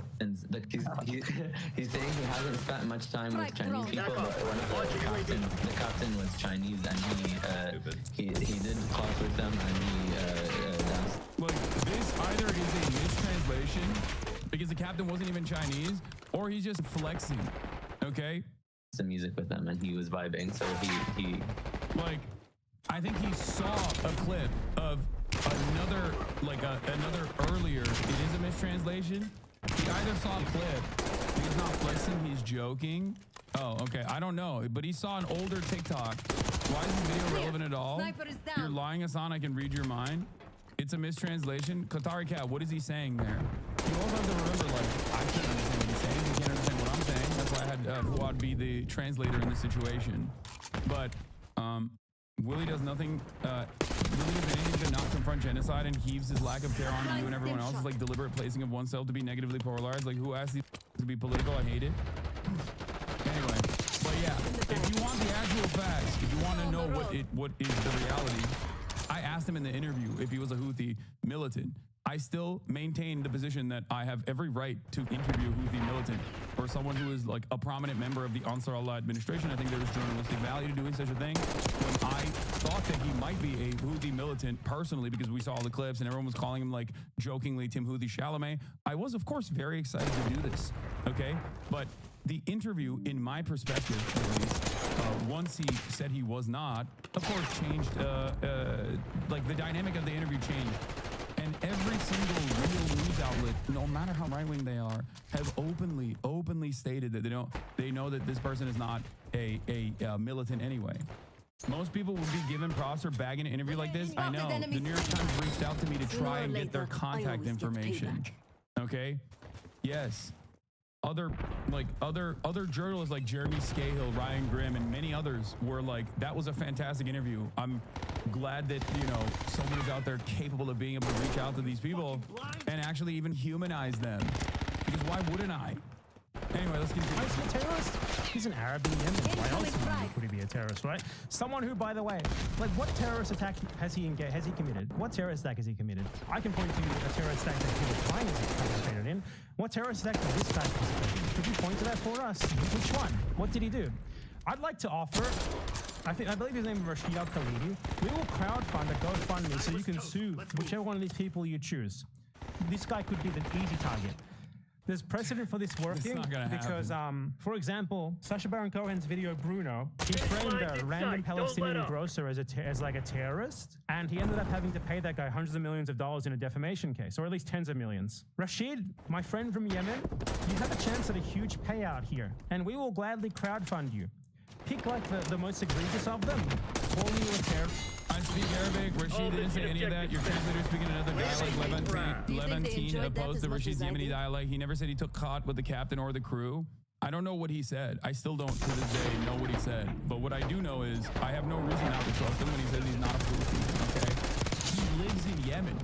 He has every reason to even lie and say he's Houthi in an effort to not get punished by seemingly coming across as he's disparaging the Ansar Allah movement. You know what I mean? What's crazy about it is that he literally has been apprehended by the authorities in Yemen before, like according to his own Twitter account. So it's like ridiculous that people are just like why would he lie? Why would he lie? The pair of ruby slivers that was stolen almost 20 years ago, that was recovered a couple years ago, was sold for $28 million. $28 million. Which is why I'm only asking for $25 million for this pair of ruby slippers I made. All the money earned will go to help a poor, young, 24-year-old gay person who relocated from Texas to Los Angeles for safety. I will remember you. We can't afford Sarah McLachlan, but we can if you buy them for $25 million. Will you remember me? Just think of it. You can clip-clop down the road in this size 12's rhinestone ruby slippers. Don't let your life pass you by. What would Judy do? She would buy them.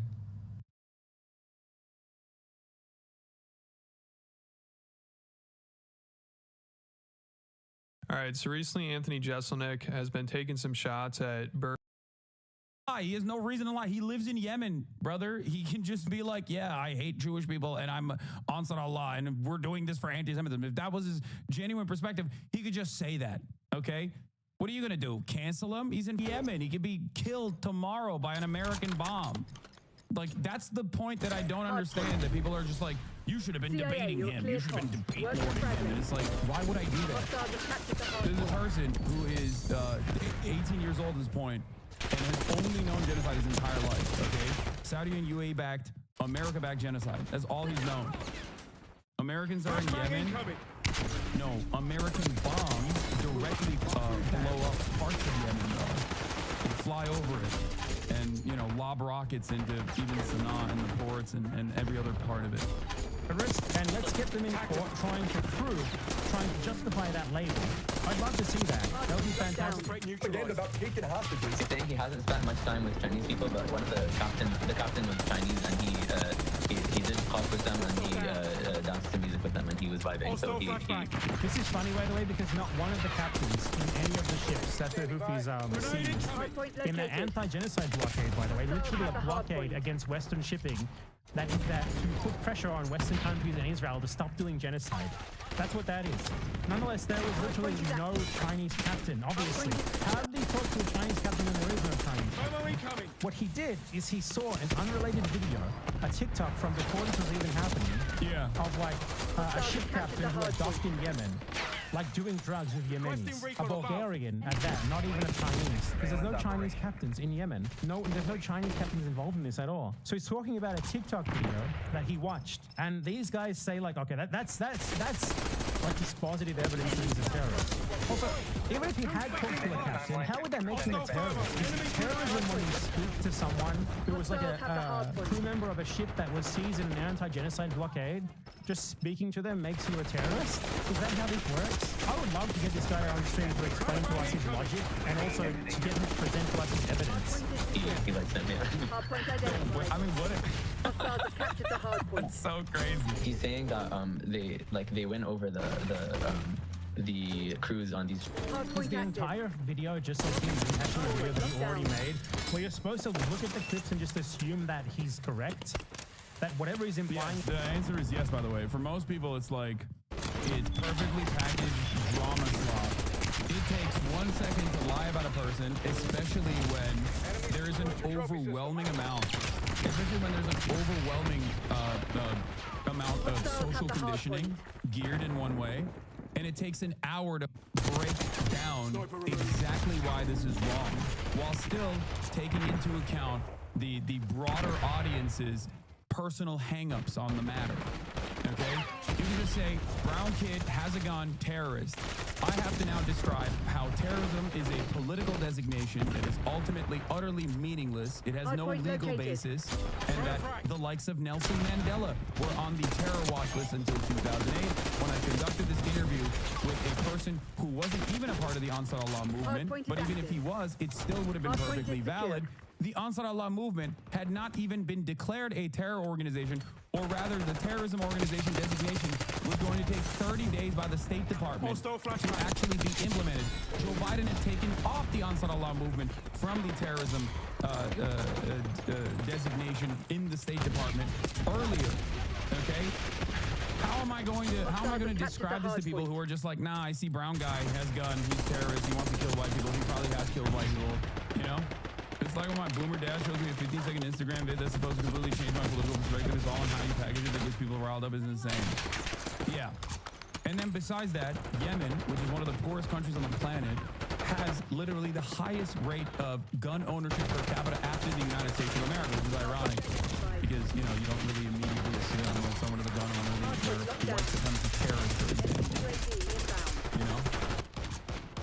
this is right, even though he provides zero evidence for you to believe that. Like, the reason why this guy is being called a terrorist by this guy is because he's Arab. That's literally, his criteria to be a terrorist is to be Arab. He could not explain to you what terrorist attack he's engaged in. He couldn't even explain to you what terrorism that he's supposedly engaged in. He could just point to like the anti-genocide blockade, and then if he had to deal with a counter-argument on that, he would flop in 2 minutes because he doesn't know what he's talking about. Honestly, these people are embarrassing. Like, who watches this and is just like, no, you know, he's clearly owning this guy here by just showing a video without being able to refute a thing. Ships and they like win them over with their charm and they make them hate America and they must go for it. Okay, that doesn't probably take much. Yeah, hilarious. The crew is still held captive, and Hassan continues to. Yeah, hilarious. Yeah, I mean, it is. I think it is hilarious. Yeah, I stand by that for sure. Yeah. First of all, this dude, Rashid, there's no evidence that he actually linked up with any captain whatsoever, especially considering that he's saying the captain is Chinese. There is no Chinese captain. What we found out was that there's an older video that he probably saw that he was talking about where I don't even know if it's from Yemen or not, where they're like, you know, a bunch of captains, I think a Bulgarian captain's like truly hot or something. Having said that, this part, yeah, I mean, he just laughs at it and goes, oh, that's pretty funny. It is. Like, why is anybody supposed to go, no, I hate that. I can't believe he's laughing about that. Like, what? Yeah, I think this was the OG video. Yeah, it was this video. Yeah. It's from literally March 27, 2022. This is the video that they're showing, by the way. They're saying this is the Chinese captain. But I don't know. I don't know if he was Bulgarian or not. I think Anyway, I don't know if that guy is Bulgarian or not. I think he might be. Care package above. A majority of the internet believes Hassan is an Arab because he's rolling in the name of Hassan. Like 2 out of 3 Americans in general could not tell you where Turkey is on the map. It just assumes that Arab countries it sounds Arab for them. Yeah. The Galaxy Leader captain is Bulgarian. He's not Chinese. Sorry. Thank you. He didn't see any Chinese person. He literally said that. The translator added a gap of the cop part. Which crew? Where's the Chinese captain here? Where's the Chinese captain? Can you point to the Chinese captain for us? Because there is no Chinese captain. Like, we are supposed to believe that stopping ships that are trying to run a blockade to put pressure on countries supporting the genocide in the US, that is terrorism. That is bad. He doesn't need to explain to us why it's bad. He can just point at it because he and the audience are of the same intelligence level. So yeah, that's the problem. It's like when America does blockades, that's good and based. Like in Cuba, even though the entire world is against it, right? When a nation state that was in the throes of genocide until like literally a couple of years prior, okay, says what Israel is doing in Gaza is a genocide, we have to stop it, and we are going to implement a blockade in the Red Sea in an effort to get Israel to apply further pressure to Israel to stop this genocide of Palestinians in Gaza. That's bad. You can't do that. You should be blown up. Which, by the way, was a demonstrable failure for America. Operation Prosperity Guardian cost billions of dollars, and it didn't actually do shit. It didn't even stop anything. One of the Israeli ports is now completely bankrupt as a direct consequence of this blockade. So yeah, these are guys actually doing something. Okay? These are the people who are literally doing something. What are you doing? Nothing. You're making drama slot videos. Like, what do you guys think America does when they intercept ships? Most of the time, America says we're instituting a blockade and no ships pass. But when some ships do pass, what do you think they do? They intercept the ships.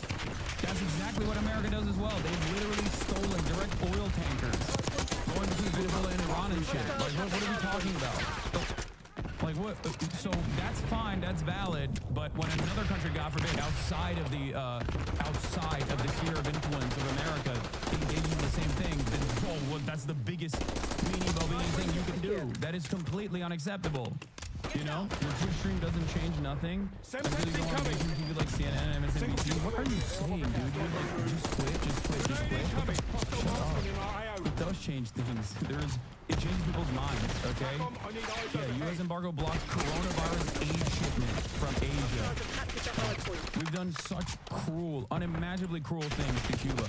And you also have to remember, the mildest Google research would show Yemen has been trading the crews from the ships for their own people being held by the Saudis. Yeah, also, you have to look to like what the reason is. The reason for why we have an embargo on Cuba is because our fascist dictatorship that we backed and offered material support to and offered arms to, Batista's dictatorship, was forcibly overthrown in a revolution in Cuba, okay? And we never let that go. We were very mad that our sugar plantations were taken away. We were mad that like our mob's tourism destination was taken away. We were mad at the Cuban Revolution, so we punished Cuba and the Cuban population permanently since that very moment, and we would never stop. Whereas what these guys are doing a good thing, okay? That's it. Like their purpose, even if you don't agree with their methods, okay? You very clearly don't think much about the ways in which America does this for bad reasons, okay? But like overall, the goal there is to stop ships from going through the Red Sea. That's it. To just cut it out entirely. There's some level of deterrence that takes place in that process, and that's precisely the reason why America blew up ports and different parts of Yemen in Operation Prosperity Guardian to bring the Assad Allah administration to heel to get them to stop intercepting ships, which they never did. So they just basically decided, you know, I guess we failed on this.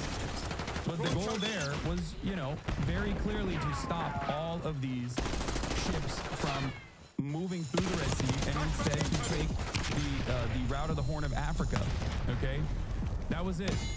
It's not to like, you know, engage in piracy and steal all the goodies from all these ships, or it's not because they are horny to take hostages or whatever. It works on them. And the sun continues to glorify terrorism by playing their propaganda and passing it on.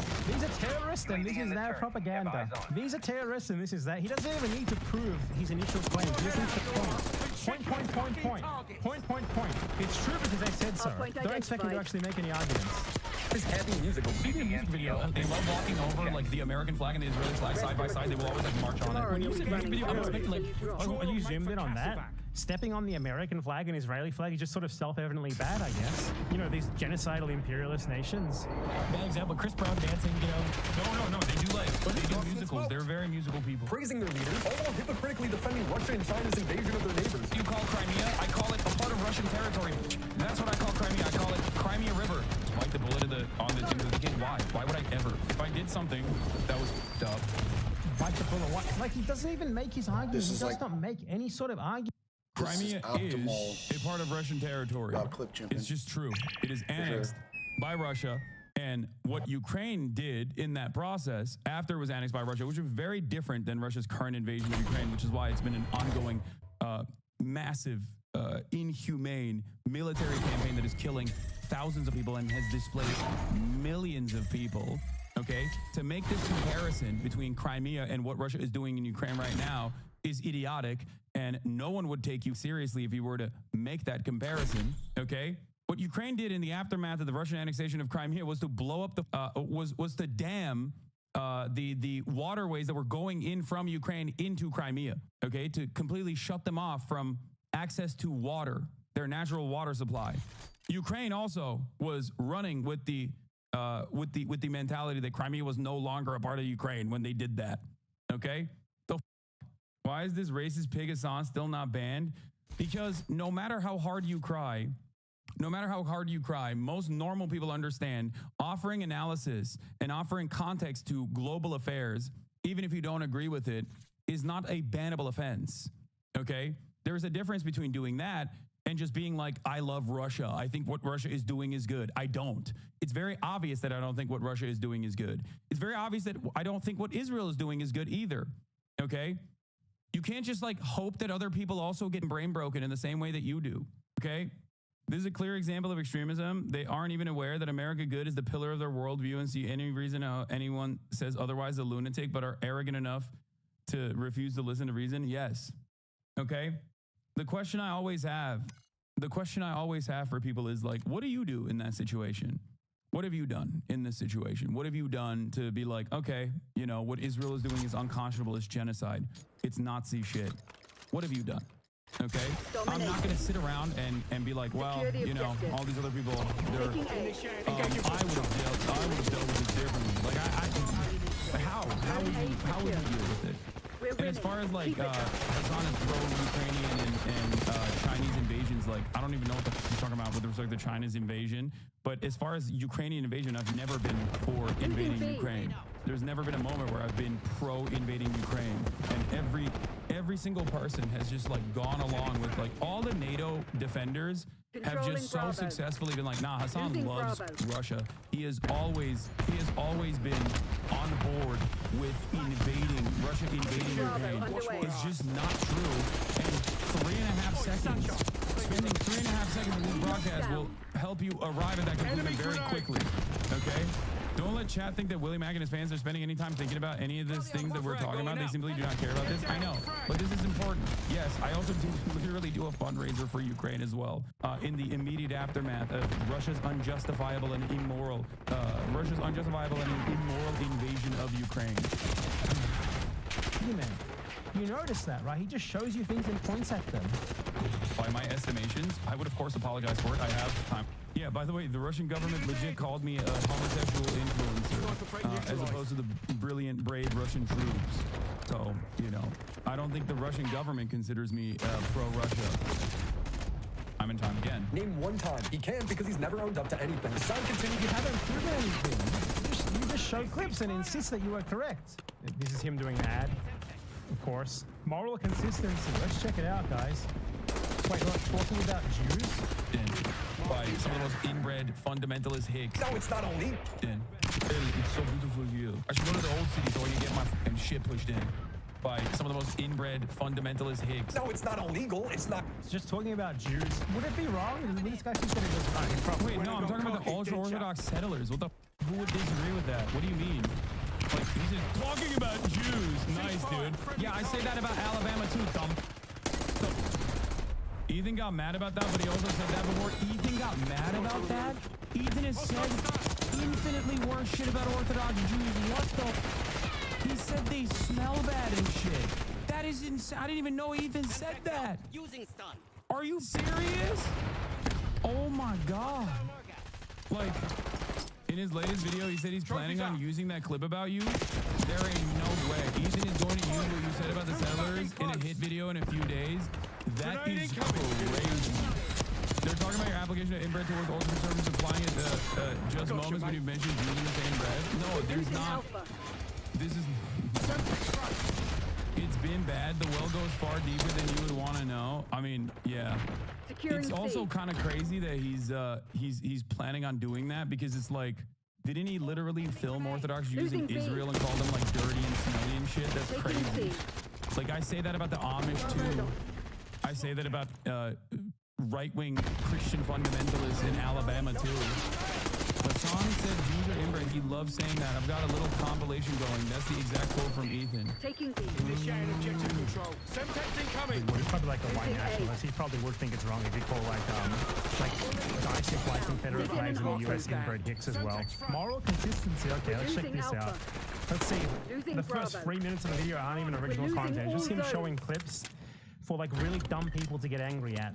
Hassan's politics really baffles me. He just doesn't seem very consistent. When Russia invaded Ukraine, he constantly justified it by saying Ukraine's army was full of Nazis. This is the First of all, the Ukrainian army is like, there are definitely Nazis in the Ukrainian army. But I've also always talked about how that is a false justification to invade a country.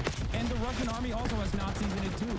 If you literally clip one part of my commentary and don't feature the entire breadth of the commentary, yeah, of course. The American army has a Nazis, dumbass. That doesn't mean that you could just like nuke Washington, D.C. What the fuck? same propaganda.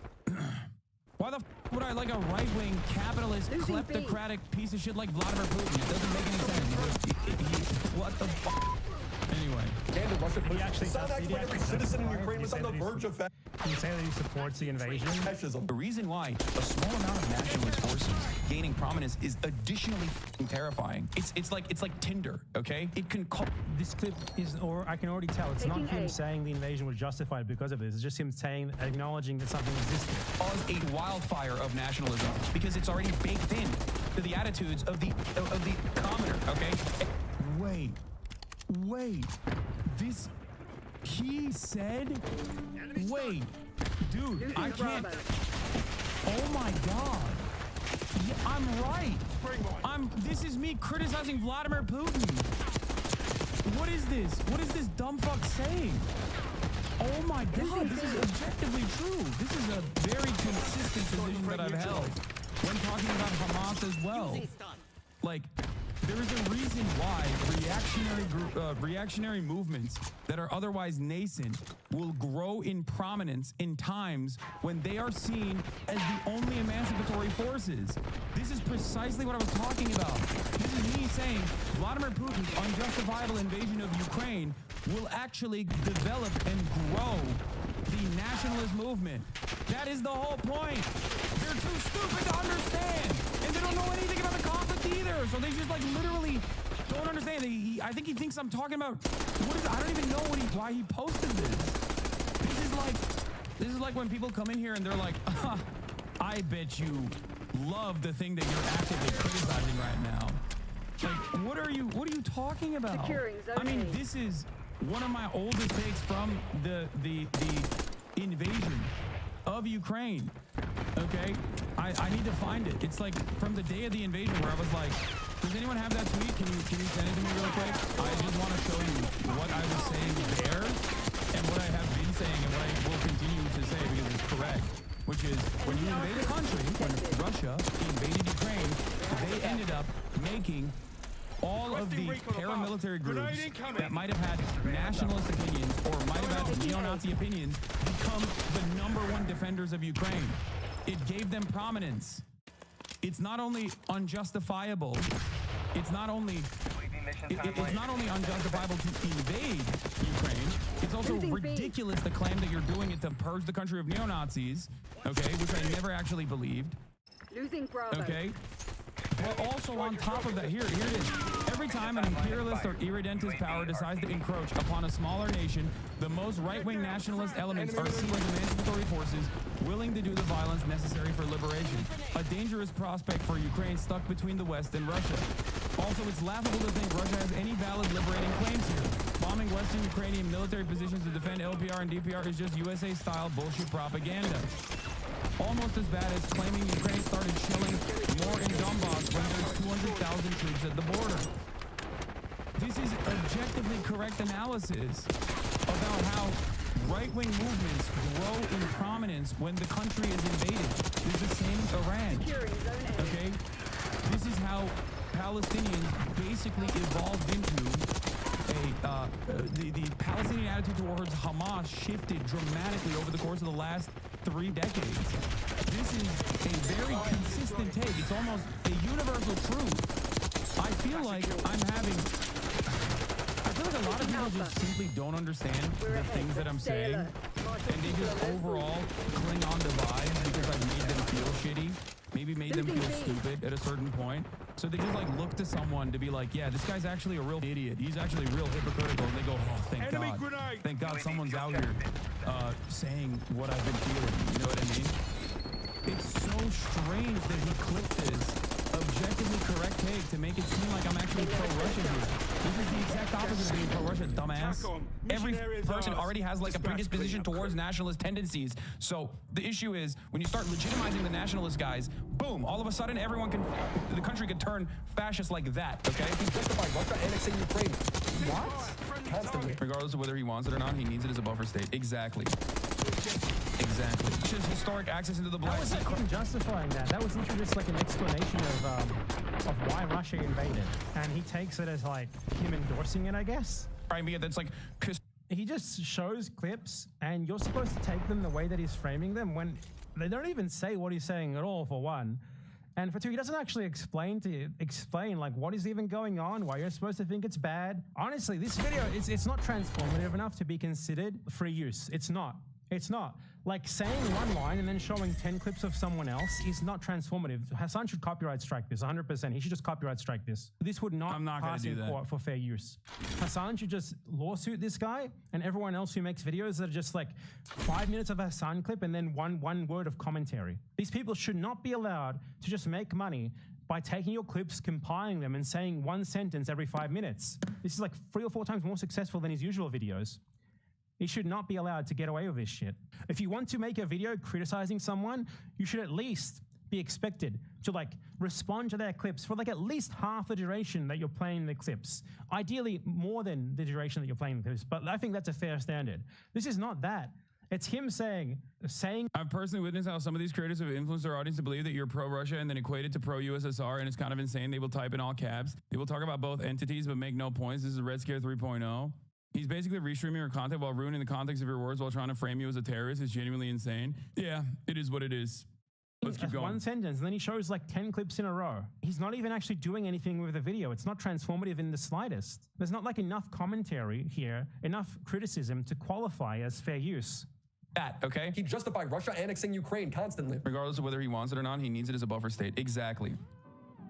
Exactly. Russia's historic access into the Black Sea, Crimea, that's like historically and ethnically all Russian, majority Russian. This also is true.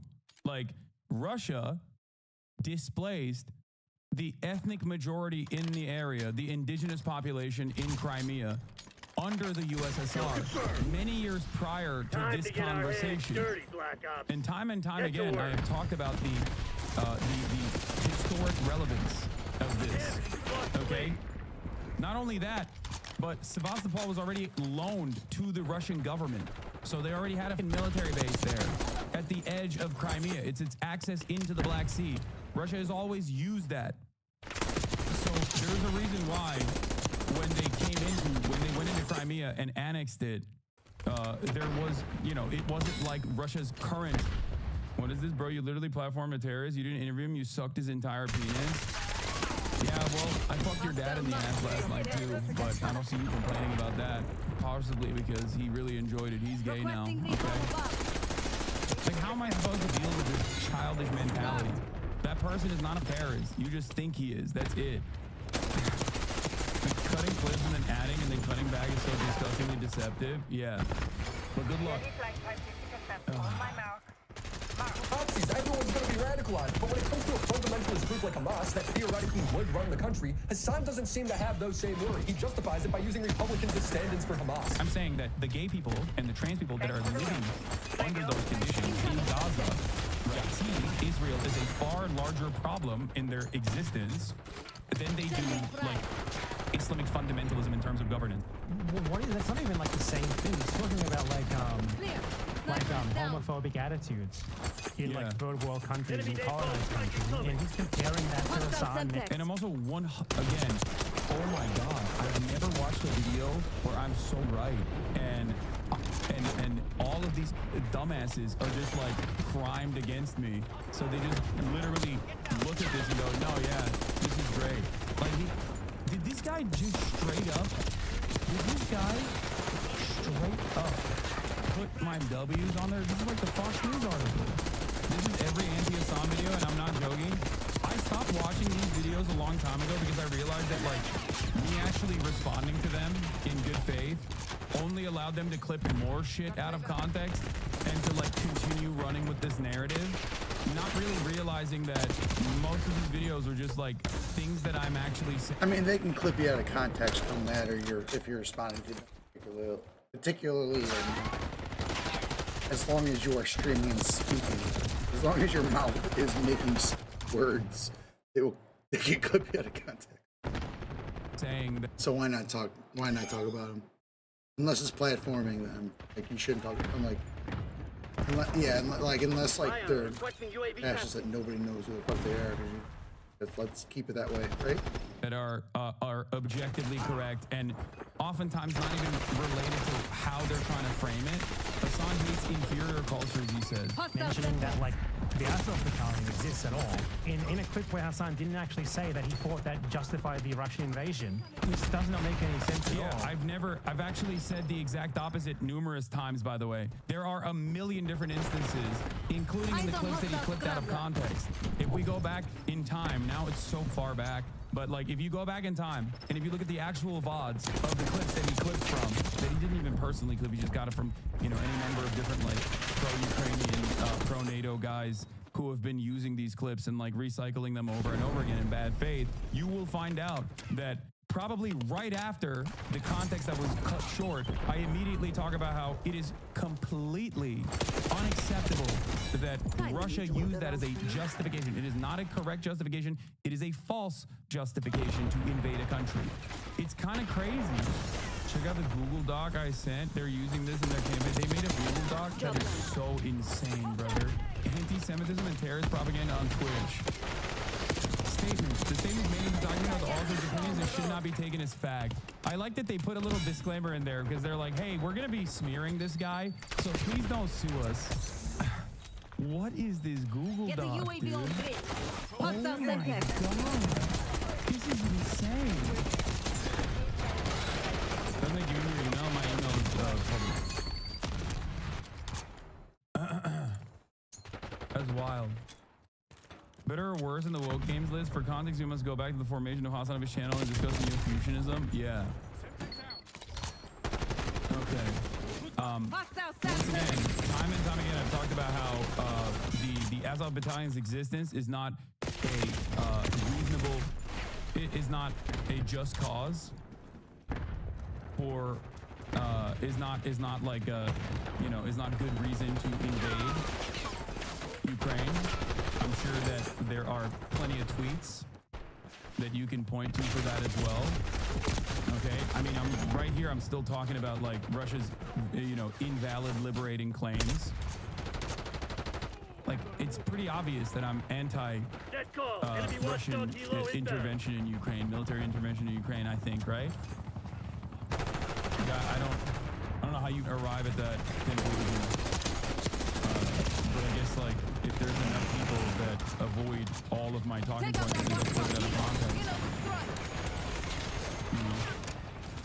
know. Where is the Give it up. Do it now. Can you say it again? I was busy grifting. Get to work. I mean, there's plenty of things that I've tweeted out. There's plenty of videos that I've covered on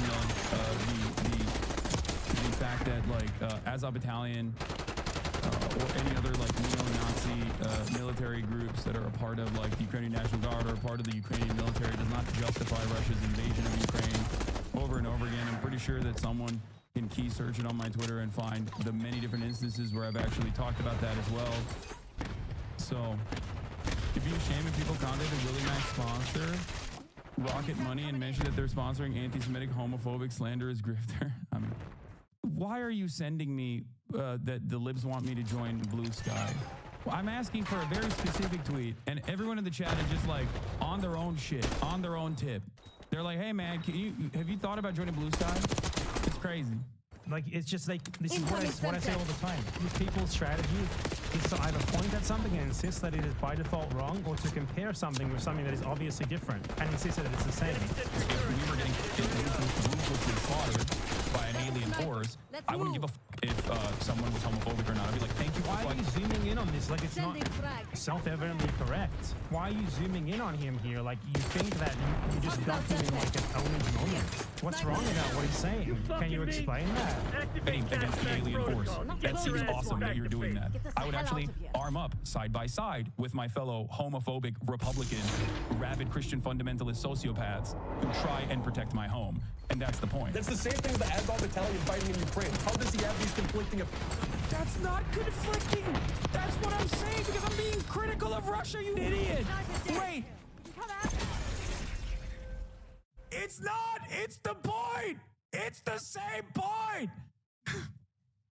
That's why. That's one of many different reasons why I'm anti-Russia's invasion of Ukraine. Oh my God. That's insane. So this entire thing is just because they think I'm pro-Russia? That's it. It's because they think I'm pro-Russia. And then that's it. Like, even when I'm in the process of criticizing Russia, they're like, that's my point, dumbass. What the? I'm anti-Russia. I'm anti-Russia invading Ukraine. Part of that criticism also revolves around Russia's invasion beefing up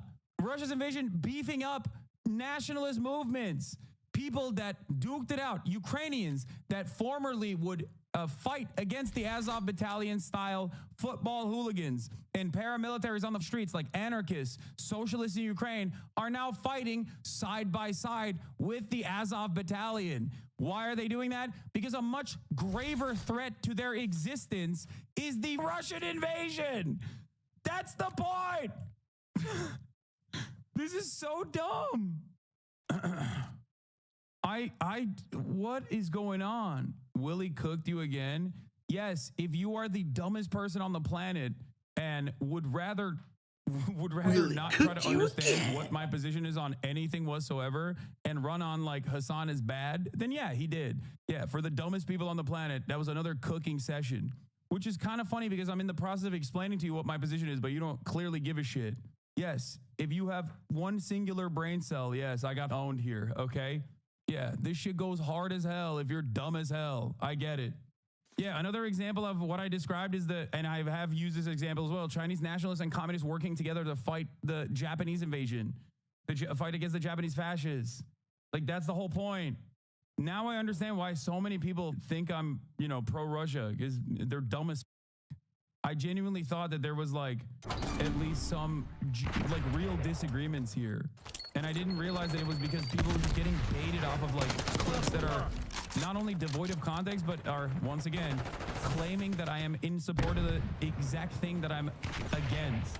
I didn't realize it was just so stupid. Maybe I should have watched this video. Damn, now I feel bad.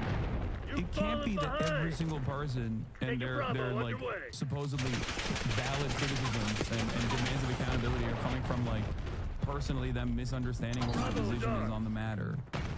Oh my god. Vosh has the same take on Azov, but his community for some reason thinks you're pro-Russia. Yeah, because I'm anti-NATO and he's pro-NATO. That's why. That's why he couldn't bring any point while you were debating him, and he had to rewatch the video to try to find something because the video. But the video itself doesn't have any valid points in it either. It makes no sense. It's not though, because the Azov battalion in Ukraine is not the only Ukrainian armed group. There's no reason for them to exist. One, the state supports them existing, which is bad. Or two, they have too much power, so the state is too scared to get rid of them, which is also. I think it's the second thing, but it's not even Azov battalion anymore. I mean, they took the Azov battalion and just like placed it firmly within the ranks of like the Ukrainian National Guard originally, and then and now they're just like a part of the regular armed forces. That's it. And inevitably, that is going to be a major problem for Ukraine. But obviously, that's neither here nor there. That's like completely inconsequential in this moment. Azov is now the 3rd Infantry Battalion. Yeah. Yeah, this is, what is this? This is the tweet. I mean, this is one of the instances. Denazifying Ukraine was Russia's ridiculous propaganda for invading Ukraine and occupying it. So why is it that when Israel makes this ridiculous claim, Westerners are so quick to believe it? You cannot eradicate Hamas by bombing Gaza. Oh, here it is. This is it. Oh, it's the same take. Yeah. I said this day one of the invasion of Ukraine about the denazification narrative. Every time imperialism entered into its power decides to encroach upon a smaller nation, the most right-wing nationalist elements are seen as emancipatory forces willing to do the violence necessary for liberation, a dangerous prospect for Ukraine stuck between the West and Russia. And it's true. Once again, being a leftist is about being right, but being too early. Okay, if you arrive at the correct position too early, people will yell at you over and over again. And even if they personally decide that your conclusions were correct, and they finally arrive at that position, the hatred that they feel for you is so powerful that still remains. There's hella people right now out there who are like, damn, I actually do agree with that. Maybe don't personally say they agree with my position on Palestine, but like they have arrived at that conclusion after a year of genocide, okay? But because of how I made them feel early on, they still carry on that resentment. And the same thing always happens. The Gamba takes. I said early on, a crypto casino that created a website with the explicit purpose of driving viewership and driving new audience members to their actual crypto casino was going to be devastating. Paired up with the reality that they are not going to hold on to any sort of like serious, rigid guidelines, no terms of service whatsoever, that was going to be a Nazi pedophile shithole. I was right. And many people in XQC's community at the time despised me for it. XQC despised me for it. I'm sure that former fans of XQC now agree with that position. However, their resentment towards me still carries on because I made them feel bad, or their favorite content creator felt bad at the time. So now, even if they personally agree with that original position that I had, they don't go, you know what, maybe this guy was right, I'm going to be charitable to him, in the future. They just still continue hating. It's weird, but I guess it's fine. You know, at the end of the day, as long as people are arriving at the correct conclusions, even if they're late to the game, it's still fine, you know? You don't need like a specific armed group for neo-Nazis. In Palestine, Hamas is the armed group. It's the only real armed resistance, aside from other armed groups that you also hate just as much. Ukraine is a country with a real military. Azov is but one unit. So what you do in that situation, if you really want to fight the Nazis, is you just forcibly disband that unit and you take the fighters from it and you distribute them through the rest of the military. Whereas, I don't know if you know this, but Palestine does not have a military. It's not allowed to have one. If Palestine had a military, we would not be having this discussion right now at all. Yeah, I mean, I've never seen anyone say that like Azov kills gays. They're probably homophobic, but has anyone ever said, made the horrific decision to call Palestinians culture inferior? Hassan rightfully called him out for this. These people are not your allies. They are not the same as us. They come from an inferior culture, and it is directly antithetical to everything Western values stand for, and it is an inferior culture in all ways. It's terrifying. Like, saying they're inferior, saying they're evil, to justify the death and destruction that befalls them is so horrifying. Because remember, Hassan would never call another culture inferior. He would never do that. I don't agree in theocracy at all. Like, wouldn't that mean that it would be inferior? No, I wouldn't say that any culture is inferior to one another. All life must be cherished. Their lives are no different, even if they disagree fundamentally. But if we just go back to last year, Hassan was justifying China's invasion of Tibet for the same reason. Their inferior culture. He says China's imperialism is good because they focus on taking over the...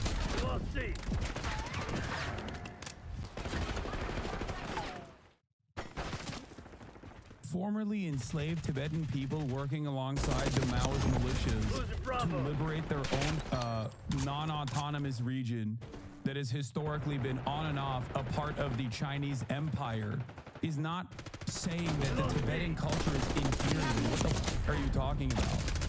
What? Slavery and feudalism is not a fundamental part of Tibetan culture, okay?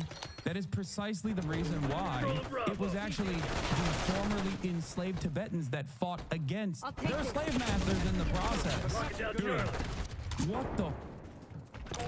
Their neighbors. Chinese development and Chinese military action is either irredentist in nature, which is different than imperialism, where it's like it's more so expansive in its own. Explaining concepts. Like, do you think Hassan thinks that irredentism is good? What? This guy sees an explanation, he takes it as an endorsement. Limited area rather than global imperialism, which is done with the express effort with the Tibet. Tibet was literally a feudal slave. Okay, for one, first thing, he was describing the difference between, say, for example, irredentism, which is China's actions in Tibet,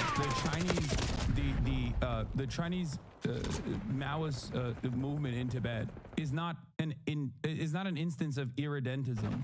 Okay, what China is currently doing in Tibet, not developing it evenly as opposed to the rest of the Chinese territories, is understandably consequential, and there's much to criticize there. Okay, the current Chinese rulership over Tibet is not exactly great, but none of this is talking about liberating Tibet from the treacherous nature of feudalism, okay? And the example I used here was actually so good, not to, hype myself up, but it is directly the same as like the American government during the time of slavery engaging in a civil war.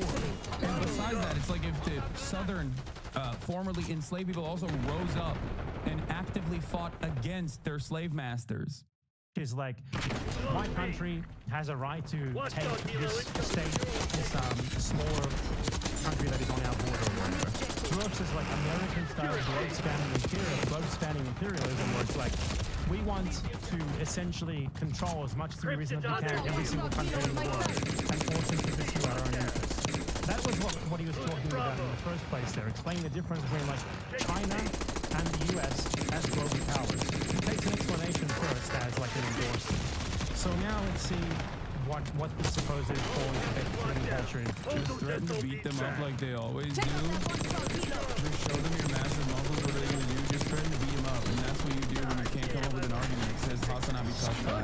Dude, how little care or consideration do you have for your own humanity and your own personhood that you are literally making a fake fan account called Hasanabi tough guy, and then, you know, creating the account, waiting for the appropriate amount of time so you can actually chat in the chat, and then saying, these guys are all ugly nerds, don't waste your time. It's about how attractive you are. Like, making yourself come across like you're actually a fan, but also letting it slip a little bit. It's such a wild thing to do, bro. This is what I think of you, just so you know. It's giving this. It's giving this. Go jerk off, dude. You're too horny. Exactly my point. Exactly. Keep going. Okay, dude. I'm going to pay you so that you can be a happier and healthier person, I hope. Syria was. Feudal slave mandate like autonomous zone. China did them a favor. That was one. I mean, in America, when I say something like this, people get very upset. You know, we talk about the Dalai Lama saying "suck my tongue" or whatever, but like that's not far from the norm in normal Tibetan existence before the Communist Party came in and so China unilaterally took over Tibet, like their culture. They basically are trying to, you know, homogenize the culture. In the name of squashing an inferior culture, China killed over 87,000 Tibetans. That's 1.2 million, 1 out of every 6 Tibetans. So let's talk about this comparison for a second. I think it should be pretty self-evident.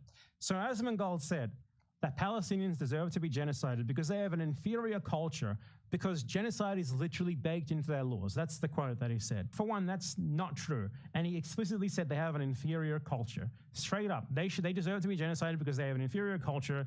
And the justification that he came up with to justify this idea was that they have genocide baked into their laws. Now, if you can find the genocide law in Palestinian law, in the Palestinian, you know, legal code, please bring it up for us. You're going to have trouble with that. Now, let us talk about Tibet. I know Bad Empanada loves it when I step away from his videos. What did Hassan say about Tibet? Tibet was a country that had slavery, serfdom. This was bad.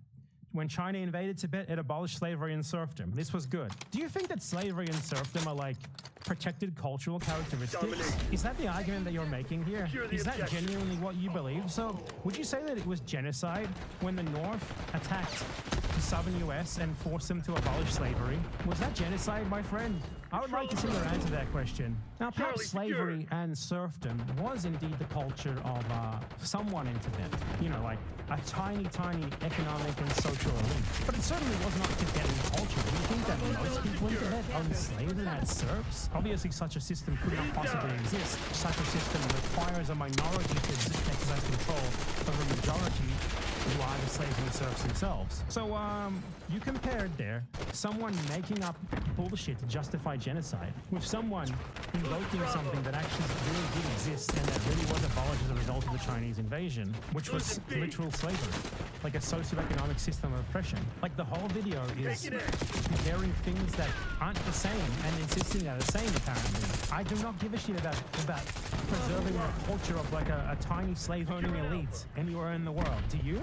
I would hope not. I would hope that you can see the difference in feudal wars in Tibet owning slaves and Asmongold saying that Palestinians believe that in genocide, so they deserve to be genocided. Something which is not true. Asmongold outright said that, you know, Palestinian culture, all Palestinians are inferior. I do not think that saying that slavery is bad, it's good that it was abolished is the same thing as that. This is, by the way, this is the third. That's crazy, by the way. Like, slavery is not someone's culture, man. Like, what are we talking about? The Tibet take is unacceptable. You can't ignore the forced Hanification of the Tibetan people. Same as Xinjiang. Hundreds of thousands of people were forcibly displaced. Tibetans have a right to self-determination.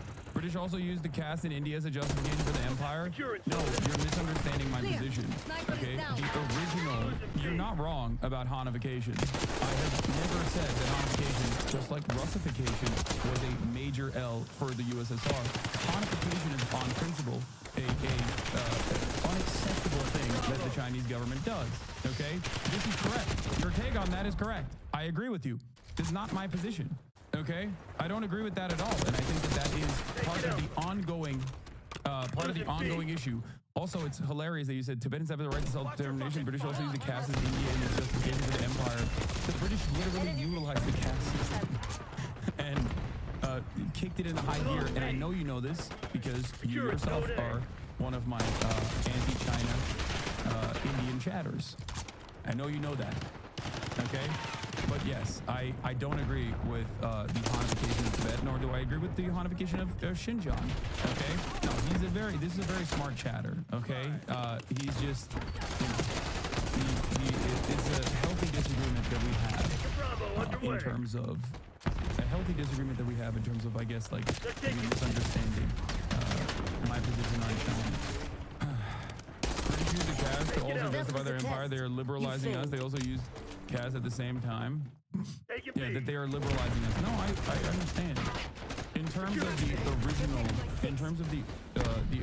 the initial movement in Tibet, how do you justify utilizing like actual existing Tibetan groups as armed militias that rose up against slavery? Like, that is not a embedded part of Tibetan culture.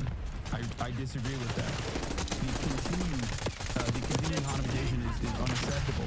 These two things can be true at the same time, and they are true. If you are comparing the original abolition of the serfdom in Tibet to what the British Empire did in India, you're wrong. You apply this to slaveholding and Indigenous Americans vis-a-vis the colonization of America? No. Okay. I would, however, use a much better example, which is the one I used in that conversation with Ethan, which is that what China did in that starting phase was not dissimilar to the Civil War, I guess. Yeah, black soldiers in the Union during the Civil War. In what way does China do Hanification and China create autonomous zone that sustains the teaching of Tibetan language and culture aside from religious areas? Come on, dude. Like, this is the thing that China does all the time. It's a way to basically control what aspect of the culture is presented. It's the same thing in Xinjiang as well. It's the effectively neuter, and the justification they use for it is that they don't want any separatist movements to grow as a consequence of that. But I think it's still brutal. The very first thing up to Google. I don't understand how you can be pro-Palestine and support Russia and China. Israel's neighbors with Gaza. Does that make what they're doing okay? No, of course not. Do you think it's okay? Have you ever made a video denouncing it? It seems like instead of actually denouncing it, you just attack people who are against it. I wonder why that is. I wonder why you are so extremely laser focused on that. It's almost like you support the genocide and you're too cowardly to say so. Oh, of course not. His politics makes no sense. It's honest. Let's be fair to you. I don't think anything will make sense to you. You're too dumb to understand anything. Let's be real about that part first. Like, of course it doesn't make sense to you. You think that, like, abolishing slavery... Yeah, I mean, look, just because something is wrong doesn't mean all wrong things are the same. If Palestine looked anything like Xinjiang, the person responsible for it would get Nobel Peace Prizes for 100 years is a correct take, but that still doesn't mean that I agree with what China did in Xinjiang. China did not civilize Tibet. I'm not using this as a civilizing of Tibet as an argument or a narrative. In 1829, the British passed the Sati Regulation Act in India, which made the new practice of a widow burning herself alive after her husband died. They utilized this act alongside other legislation passed to justify that they were civilized India and subjugating all of it until 1947. How is that different than China coming into civilized Tibet? What's different is that England, the British Empire, and India have a very different dynamic than China and Tibet. The former Chinese empires have always considered Tibet and Tibetan leadership that engaged in the act of slavery and serfdom to be perfectly valid as long as they were autonomously a part of China, of the broader Chinese empire. If you make this comparison to what the British Empire's interests were in India, I don't know how to retort that. It is entirely separate. Slavery is not a part of a group's culture, okay? This is precisely the reason why. The continued Chinese-Tibetan existence is very different than, I think, like what we were talking about originally. Unless you personally think that China invaded Tibet and, and basically decided, like, we're going to use slavery as a justification to kill a bunch of Tibetans, even though the army was directly fighting alongside the Tibetans. And it was an early movement that was initially comprised of Tibetans. I don't know if you know this, but people don't like being enslaved and being relegated to not even a caste system, but just like straight up brutal practices enforced by the Dalai Lama. Yes, this whole debate, funnily enough, always neglects the existence of Tibetan communist revolutionaries who also fought tooth and nail against feudalism and slavery. Phuntsok Wangyal is a major figure in the progressive Tibetan history. History was joined in 1956 to 57 when armed Tibetan bands ambushed convoys of the Chinese People's Liberation Army. The uprising received extensive assistance from the U.S. Central Intelligence Agency, including military training support camps in Nepal and numerous airlifts. It's kind of funny that people talk about the Tibet thing, by the way, because America gave up on it. Like, America initially was like, oh, we can use Tibet as a way to hit China. Like, this is pretty common. It's textbook CIA shit. They were like, oh, we'll get the Dalai Lama, we'll pay him, which they did, right, regularly, and hang that over the head of like have that as a means of creating popular resistance. And there are always going to be plenty of people for real justifiable reasons that are against Chinese governance. Okay. And then outside of that, there are always going to be people that are directly being funded by the CIA because they want to reinstate the former way of business in Tibet. But even America was like, yeah, we should give up on this. So we are now talking about a right-wing movement that the CIA tried to beef up, that even they gave up on. It's an attack on culture. You think that abolishing slavery is genocide. So yeah, I'd say you're quite confused here. And I think basically anything would confuse you. Constantly contradicting himself. But what? Like, it's easy for us to say Tibet slavery wasn't a part of their culture, but then you have slave-owning states literally saying slavery is part of their culture in their effort to justify it. Yeah, it doesn't matter. Okay? It's like saying that the Israeli culture revolves around the maintenance of an apartheid. That doesn't mean that, like, you can nuke Israel, okay? I don't agree with that. And I think that would be insanely cruel and inhumane. I don't even agree with, like, the forcing of enslavement of 750,000 people. Like, what are we talking about? I'm too much of a pussy on that front, even. They literally kidnapped the Panchen Lama so that there will not be another Dalai Lama in Tibet. They also have appointed their own Panchen Lama, who I believe is Han Chinese, the Han again in Tibet and Israel, yes. Wait, no, I thought he was Mongolian. Maybe I'm wrong. But then you realize that he's America bad all the time. That's it. Let me explain to you two principles that you should keep with you, coming from a person who's Turkish, okay? When you look at the situation in the Middle East, you look at what the local government is and who the Western forces are. Never align with the Western forces. That's a principle that you could take home with you if you want to actually be moral or if you want to be smart about. Notice how he can't actually explain to us how this is wrong. Oh, you just say America bad, America bad. Why do you talk like a 12-year-old? Why are you not able to actually engage with what is being said and just show clips? Why? You haven't responded to anything this whole video. You just show clips. Again, Hassan, copyright strike this guy. Copyright strike him, please. If he contests it, take him to court, and then YouTube has to abide by whatever the court says. And I think there's a pretty good chance that the court would say that this does not constitute legitimate fair use because he's not actually making any criticism of what he's saying. He's just saying, here's what he said and showing clips of it. That is not transformative criticism. It's just like a rage compilation. The way you analyze other countries, that's one basic principle that you can take home with you. This is the sort of slop content that should be banned under YouTube term and service. It should not be. People should not be allowed to make money off just showing clips of other people and not adding anything to them. All of a sudden, people like this should be working in McDonald's, working in the mines, not making tons of money off this shit. Magically, you are above on your foreign policy analysis. You're going to be better off than 90% of people that look at the situation. That's not what an analysis is. That's doing the same thing Sneeko does. And Hassan's always... Why can you actually respond to him? Been this way. He doesn't care. Wait, why doesn't he? You know what? Bad Empanada raised a good point. Why doesn't he ever actually counter anything I'm saying? It's kind of weird. This is like, how many? This is 8 minutes and 47 seconds in, and there's not a single talking point that he has addressed. He just misunderstands things that I'm saying, assumes that I am, adopting a position that I'm not, oftentimes the exact opposite position that I hold, like with Russia's invasion of Ukraine. And there's not even a single instance where he just like actually has like a valid counterpoint. If you watch this video, And you knew the breadth of my perspective on any number of these different issues. You'd be like, I don't understand what the f is going on here. If you, on the other hand, watch this and you were like, yeah, I don't really know about this Hassan guy. I kind of don't understand it. Maybe you would be like geared towards hating me, I guess. Not trolling, but I get the Tibet stance. If you're against imperialism, should be against Chinese imperialism. Okay, we'll get back to the Tibet issue in a little bit. Okay, please. I have to move on. The answer is a deorbiter. He has no positions. That's what's so beautiful about this. He can operate as though he's like completely separate from Destiny. Even though very clearly he's just like rehashing whatever thing that he saw on the Destiny subreddit. About principles or being morally consistent. Do I think that this could be a dangerous precedent? Absolutely. But the right has been doing this for a very long time. Yeah, but they've been able to. That's the point. I know, the point is they're wrong, no one cares about their tactics. No one cares about being morally consistent, or no one cares about. I do. I care about. I know you do, but in the end of the day, you just want to decide to win at all costs. It's tournament.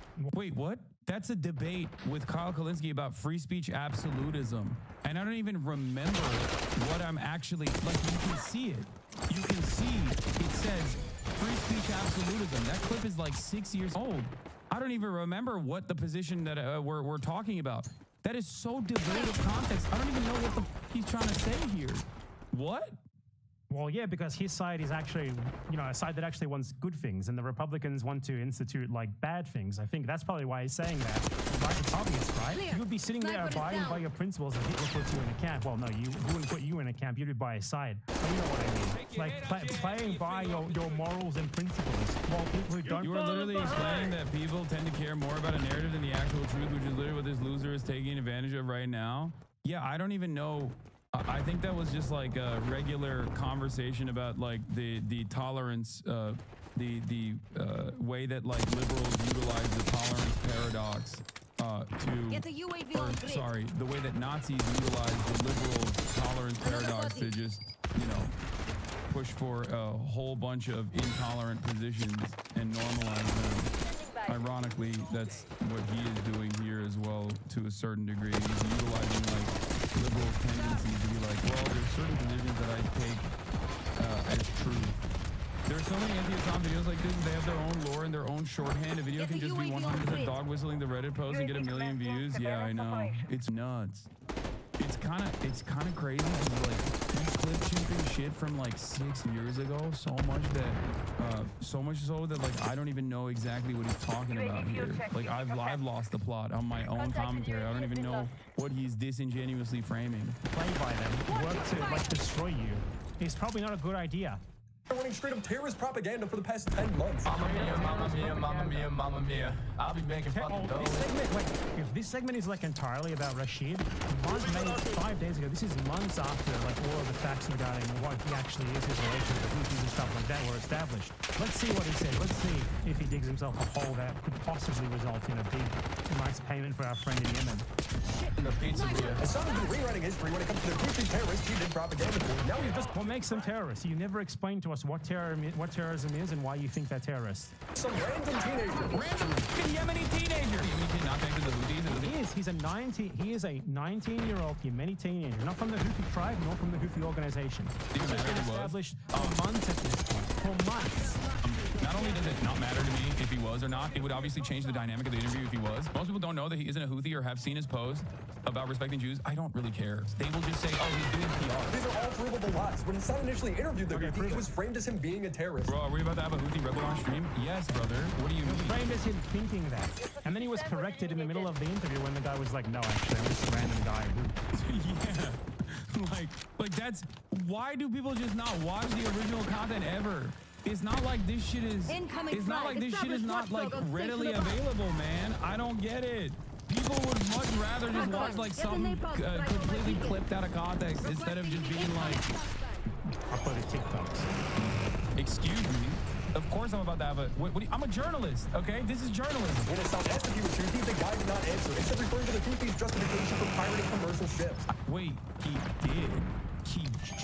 That's just a lie. He straight up did. And not only did he do that, But every single real news outlet that has covered it since then, even Fox News, openly recognizes that he is not a part of the Ansar Allah movement, nor is he a militant. At most, they say he is pro the Houthi government. I don't know if he is allowed to speak on this. I don't know if he's like actually a part of the groups at all, or just like simply. He said he doesn't actually know. He said this is just contradicting the clip that you just showed because he didn't actually know. TikToker. Like you shouldn't show clips that just contradict what you just tried to imply. You know what I mean? I don't know how to ask that in the best way possible, though. Yeah, I feel like we can ask it either. The answer is he's a Yemeni who stands with Palestine. Hassan will go on to greenlight the He's a Yemeni who stands with Palestine, so he did not say that he is a member of the organization or anything. That's your proof that he is? I think we should at least ask a decent defamation lawyer about this. His mission of attacking civilian commercial ships on behalf of him and his entire chat. We think attacking civilian. Look at his face there. That is like a wow. That was incredible. Did you see him? We think the. I feel like we can ask his mission of attacking civilian commercial. Look at like the fake outrage face. Ships on behalf of him and his entire. Like the fake outrage face, the fake gestures, the no chin. Like he's the guy from the comic strip, and it's like, where the f is your chin? That's this guy. Chad. We think the Houthis, Ansar Allah, is doing what Luffy would do. You should tell him that. The whole point of this interview was to make this Houthi soldier seem relatable. You know how this guy, he does not see any reason to argue. Not just why this guy is a terrorist. He does not see any reason. Dude, this is like so much of the shit that I rail against. Just packaged, sandwiched into one like 35-minute video. Oh my god, it's everything that I despise. Remember how I always talk about Ben Shapiro? Ben Shapiro is a smart propagandist. He is an evil person in general. Okay, his worldview is awful. But he's much smarter than, like, I don't know, the average right-winger who will openly say the quiet part out loud. Okay? How does he do this? He does this by basically pointing to all of the pre-existing oppressive constructs and says this is common sense and it's good and we should do more of it. Okay? That's what he does. And that's precisely the reason why this idiot doesn't have to have any sort of tangible positions on Israel, on Yemen, on Palestine, nothing at all. He can just simply go, that's a terrorist, Hassan loves terrorists, and that's it. No explanation of what terrorism is, no explanation of what these movements are, how they actually evolved into what they are now, how they gained prominence or power, okay? What their goals are. And people will just eat it up. And they'll go, wow, I can't believe this guy that's trying to offer context to all this stuff is actually also bad. He's evil. He's bad and evil. I've already been primed into thinking that everyone here is bad and evil if they are outside of the orbit of American influence. From what I can recall from the interview, the kid was also forgiving towards Emirati Saudi people's desire their government intervention in Yemen. From my perspective, he seemed like a kid who wanted Sunni Shia and honestly just global unity to oppose Israeli crimes. Yeah, I mean, that's the, I think, as far as I understand, that's like the most common. Bravo fucking that's the most common Yemeni position now. But yeah, I think like, ironically enough, none of this actually even touches on the actual ideologies, the actual history, anything whatsoever. It's just packaged in a way to attack the person speaking. Okay? If you just say, lol, this guy actually is disingenuous because I clipped him out of context over and over again and claimed that he was arguing for certain things when he was arguing against those things, okay? Then, you know, I can just say he's disingenuous and stupid, and people who also are not very knowledgeable on these issues will then just go along with it. Like, there is not a single argument that he has made in any of this. The only argument is basically just him saying Hassan is disingenuous and inconsistent, which is one, I think, of the funniest things you could say about me, because literally you can go back basically 10 years and you will see me advocating for the exact same things back then. Like, that's, I don't know how to get this through people's heads. Like, reason to argue why it is wrong to blockade ships from countries that are supporting genocide. He does not try to argue, how this guy is linked to that, how the Houthis are terrorists. He does not point to any sort of specific anything. He just feels that it's a default that everyone should agree with. If you cornered him on this, do you think he could tell you? Like, I'd love to get this guy on stream and say, okay, hands up, show us your hands, no Googling. Explain to us in 5 minutes or less how and why the Houthis are terrorists. Not even that guy, how the Houthis are terrorists. I would love to know that. He's just like me and you. One of his viewers would point this out, and Hassan would tell him to shut up. Maybe explain why you're trying to get this type of humanizing information from. Okay, shut up, chatter. Come on, it's not like that's crazy. What does he have to say to dumbass? Yeah. Why am I humanizing? Why am I humanizing a 19-year-old who's only known genocide his entire life? Okay, yeah, that's really up, dude. Masses that consider him to be a terrorist. What does he think about that? Ask that question. I just banned one of those stupid fuckers in the chat just now. She says, who are they? Just fucking dumbasses. Wow, what an insightful interview. When a viewer offered a real question for Hassan to ask, Hassan... A real question? What do you mean? That's not a real question. That's someone being a disingenuous asshole. That's someone being a gross little Islamophobic freak. What the... What the... That's so crazy. Why humanize a person was the inquiry, was the question. Why humanize a 19-year-old whose only understanding of existence is living under genocide? Okay? You only agree with this position if you're a monster, okay?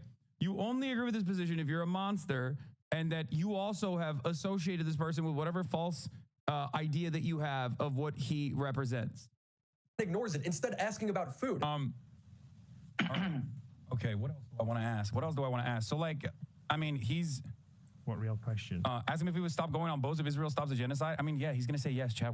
They've already said that. That's why the blockade is being carried out, to stop the genocide. And for one, he's not even doing that. He's a guy who visited one of the boats because it's a literal tourist attraction that anyone can visit. The organization has straight up said that numerous times. What are you talking about? Those are dumbass questions. Has he ever had Western food? Great question. Hassan has woven an imaginary personality.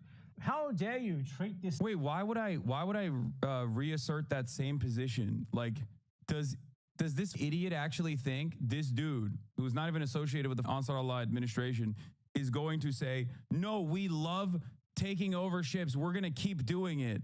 Is that what I'm scared? Is that the assumption here? The implication is that I'm afraid that the truth is going to come out? Is that what he thinks? This guy from Yemen, a 19-year-old guy from Yemen, how dare you treat him like a human being? How dare you try to have a conversation with another human being rather than treating him like a terrorist because of his nationality and the fact that he's against Israeli genocide? If you think a 19-year-old from Yemen is in the cut and is inside of the inner workings of the Ansar Allah movement, I don't know what to tell you. You're an idiot. You know what I mean? It's like interrogating your 19-year-old cousin about what Trump is going to do next.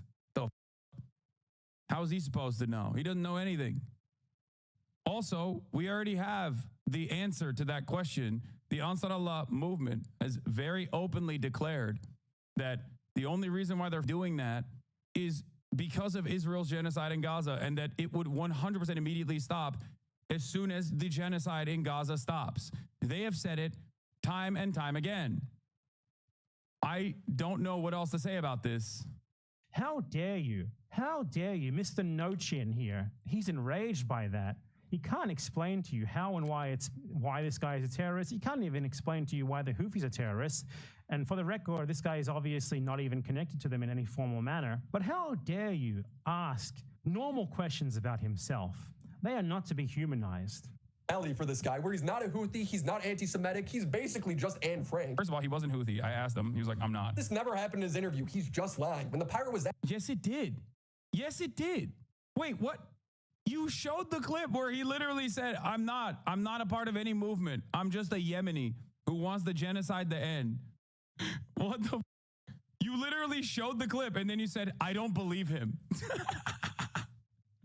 I'd be careful, Hassan. Looks like there's a conspiracy to slow roll you into a complex of mistakes again.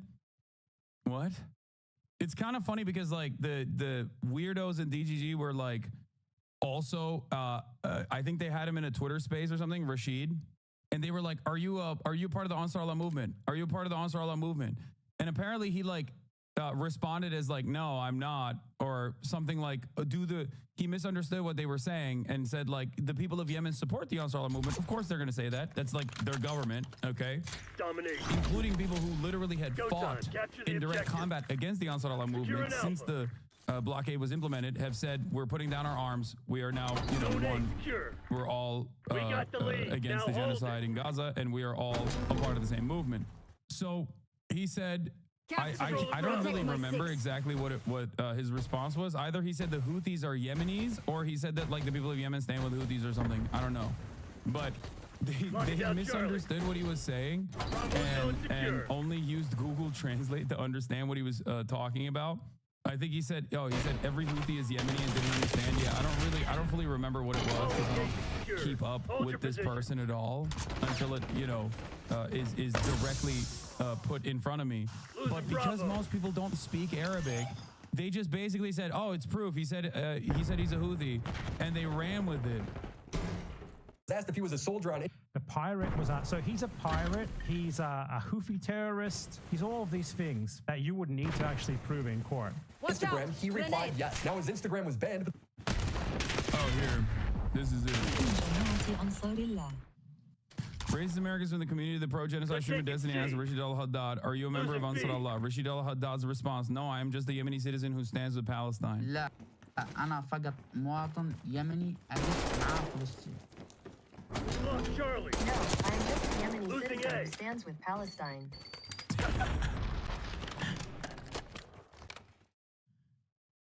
What is this? Rashid al-Haddad destroys Ethan Klein. Ethan Klein is a nobody. He's acting like a child. He's speaking nonsense. I swear he does not know anything. He tries to take attention away from what's happening in Palestine. Rashid al-Haddad rejects slanderous anti-Semitism allegations against him. We do not hate the Jews. We respect every Jew Christian who stands with Palestine. We do not confuse them with Zionists. He debunks anti-Semitic conspiracy theories. We all know that America is at the head of Israel. Rashid al-Haddad rejects the terrorist label. He's a civilian. He says it's actually Israel who is terrorist and creates wars. Rashid al-Haddad, what he thinks about queers for Palestine. We stand with anyone who stands with Palestine, no matter how they what he thinks about queers for Palestine. يقول لك حركة المثليين الفلسطينيين اللي يدعمون فلسطين كبيرة في الغرب. هل تدعمهم؟ والله يعني أي شخص يقف مع فلسطين يعني كلنا نشكره أيا كان يعني إذا كان جنسيته هذا ما يخصنا شيء الجنسية وقف مع فلسطين فأجره عند الله. He says anyone who stands with Palestine, we stand with them, no matter how they identify.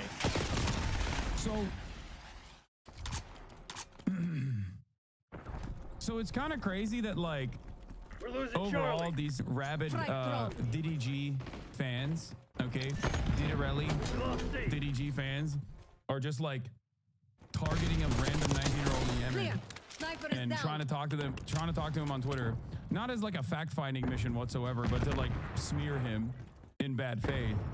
But also, he very clearly is like, "Nah, dog," which is ironic because he literally said this about Jewish people in America as well in our conversation when I asked him about that. The translator has such an American accent. Sounds like me in Quran memorizing practice when I was 8. Yeah.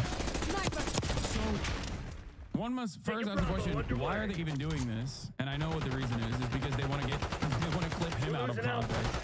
And even when they don't get the actual context, even when they don't actually get the thing that they want to get out of it, they still turn around and slander the dude anyway.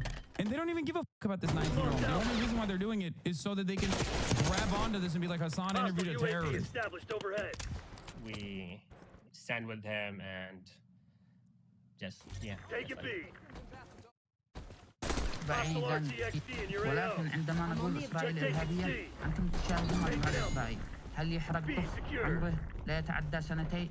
But when we say Israel is terrorist, you see what Israel does. It burns a child who is not more than 2 years old.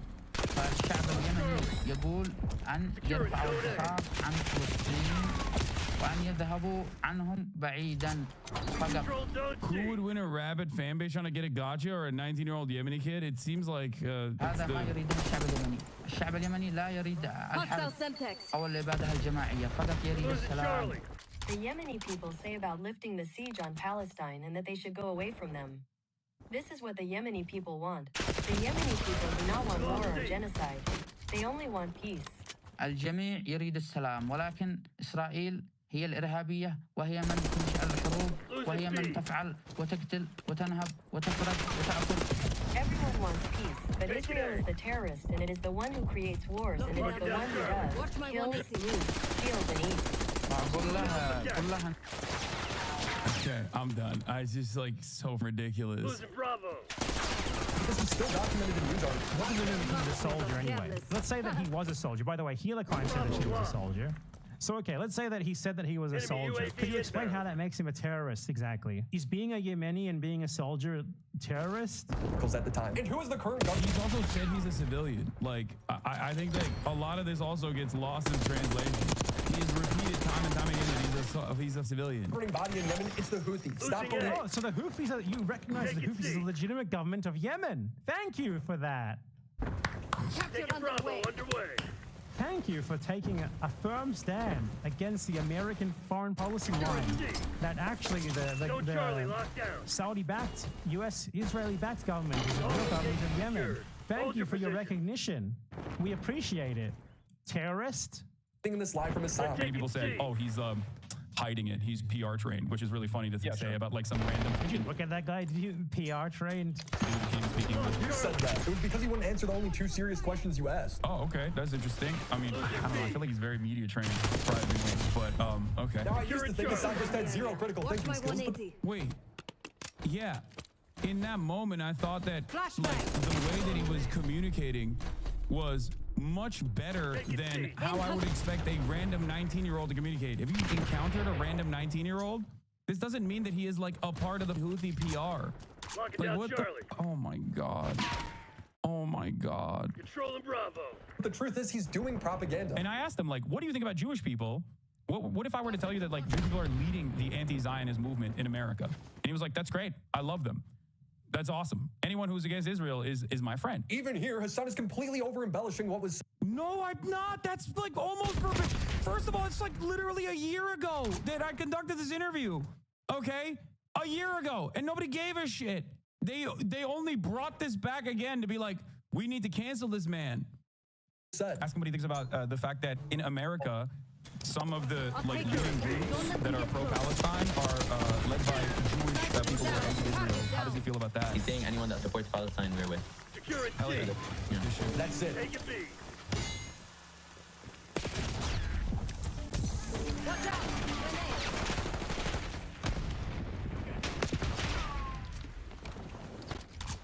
So I was... Wait. We lost C. Securing B.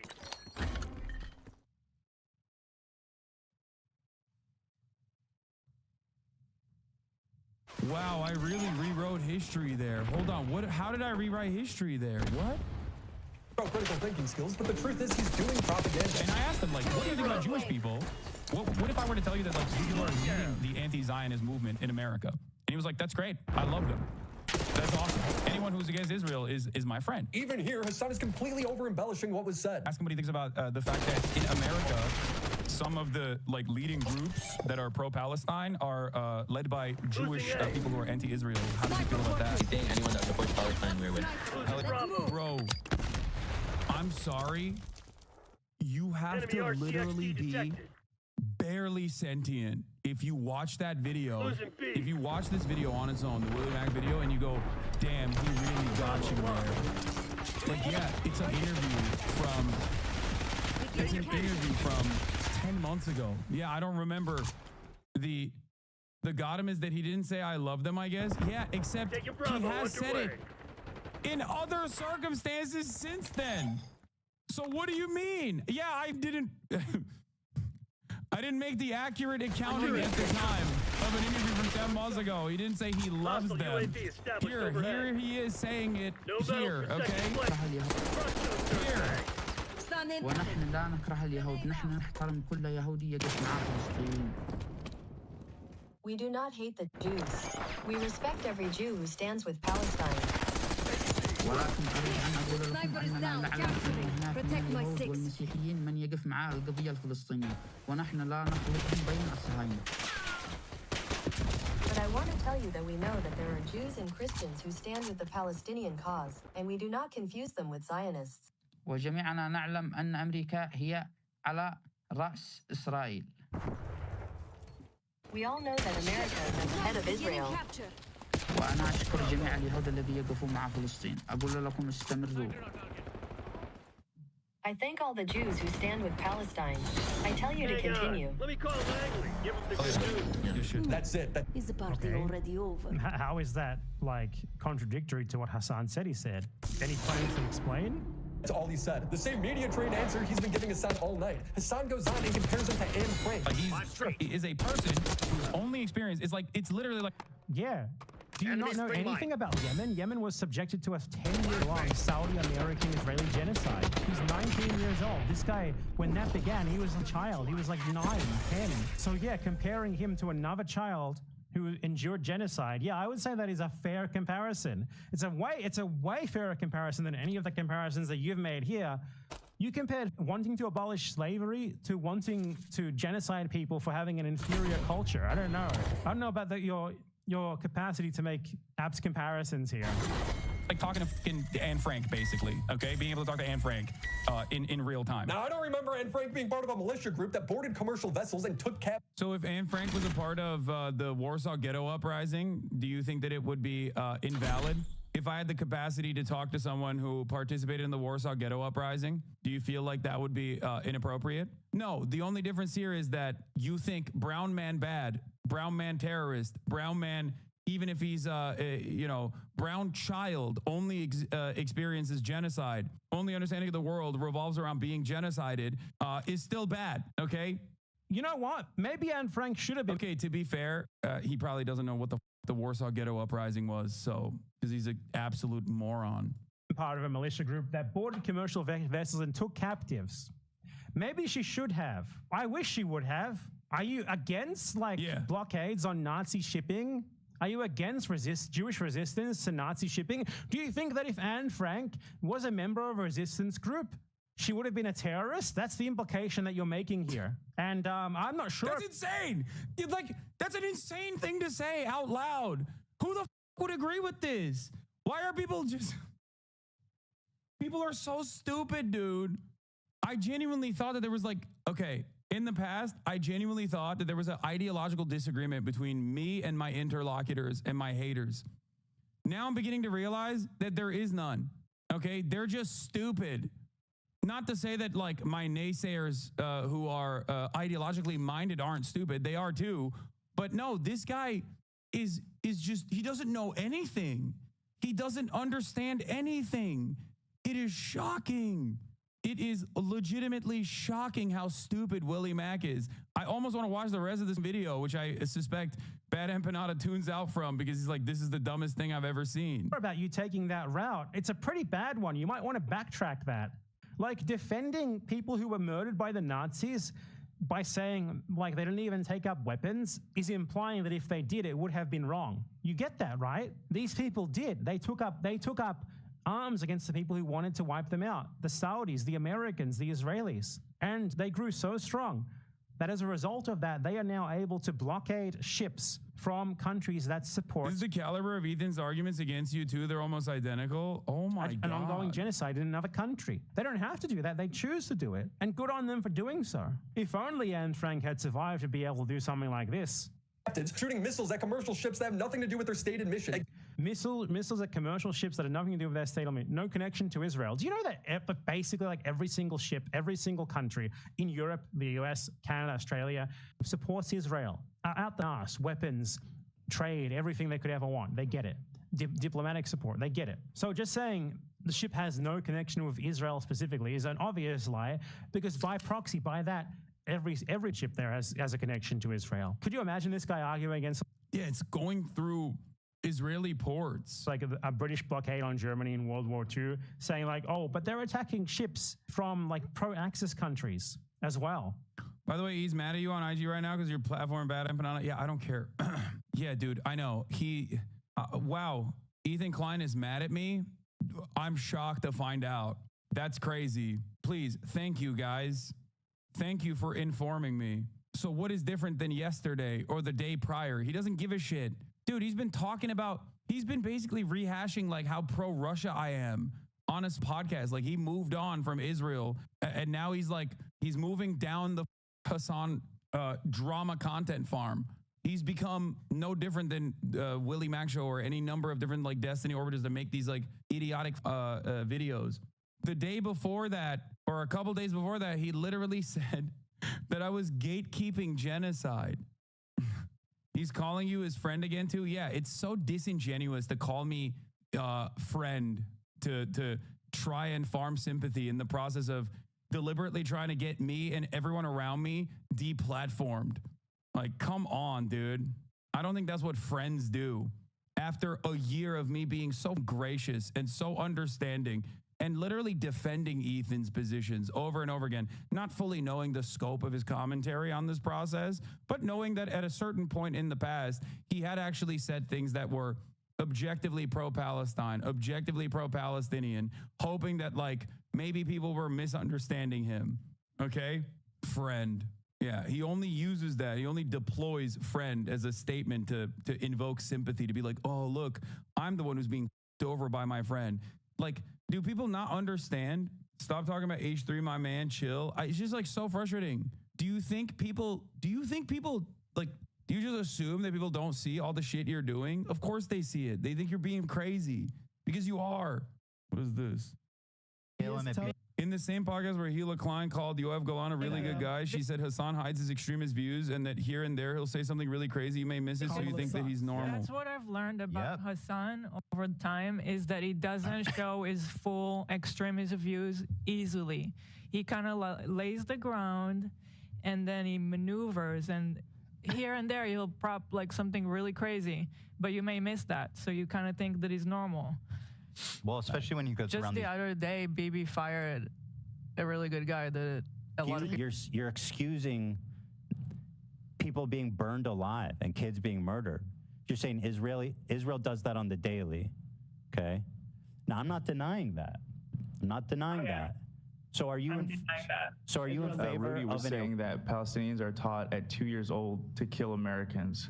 That's pretty spicy. Yeah. Do we have that one? Like Kamala, the other one. I could add it.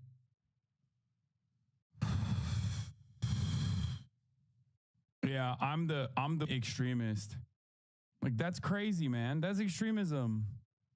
Also, what do you mean? Every now and then people find out like how extremist he is. Like, Ethan knew that I was the America Deserve 9/11 guy. What the fuck are we talking about? He had the charity to comprehend what I meant when I said that. He literally, we had a podcast together. What the fuck? I'm not only honest to a fault, but I'm very stubborn about my positions. Like, I won't let it go. A normal person in this process would have probably dropped a random Yemeni teenager from discourse immediately, especially with the full understanding that like no matter what I say, people are still going to be like, nah, that's a terrorist, dog, and you're a terrorist lover. Okay? A person who cares about does not care about the truth, but cares about like optics alone, that wants to, I guess, quote unquote grift, would have never talked about that shit a year later. And good on them, honestly. Against Israel. But you know, Anne Frank had a diary. This guy had Twitter, so let's read it. Here's him saying you shouldn't be afraid of the Houthi unless you're a Jew. They are very afraid of this title. Here's him. So one of the things that these people like to do is they like to weaponize the fact that if you are in the Middle East, Jew is synonymous with Israeli. And the reason for that is that the Israelis have made it synonymous. You know, they like that. Israel, Zionists have worked to make Jew synonymous with Israeli all throughout the world. Because they want people to believe that, like, for one, to be Jewish is something incredibly special. And for two, to be Jewish means to be a Zionist. So when you are a Yemeni and you have a genocide being conducted against your country for a decade by the Saudis, supported by the US, who is the principal enabler of Israel, and the Israelis themselves, what does Jew mean to you? It means Israeli. It means these people who have just supported. So they use that as a synonym with no regard, as anyone else in the same situation would.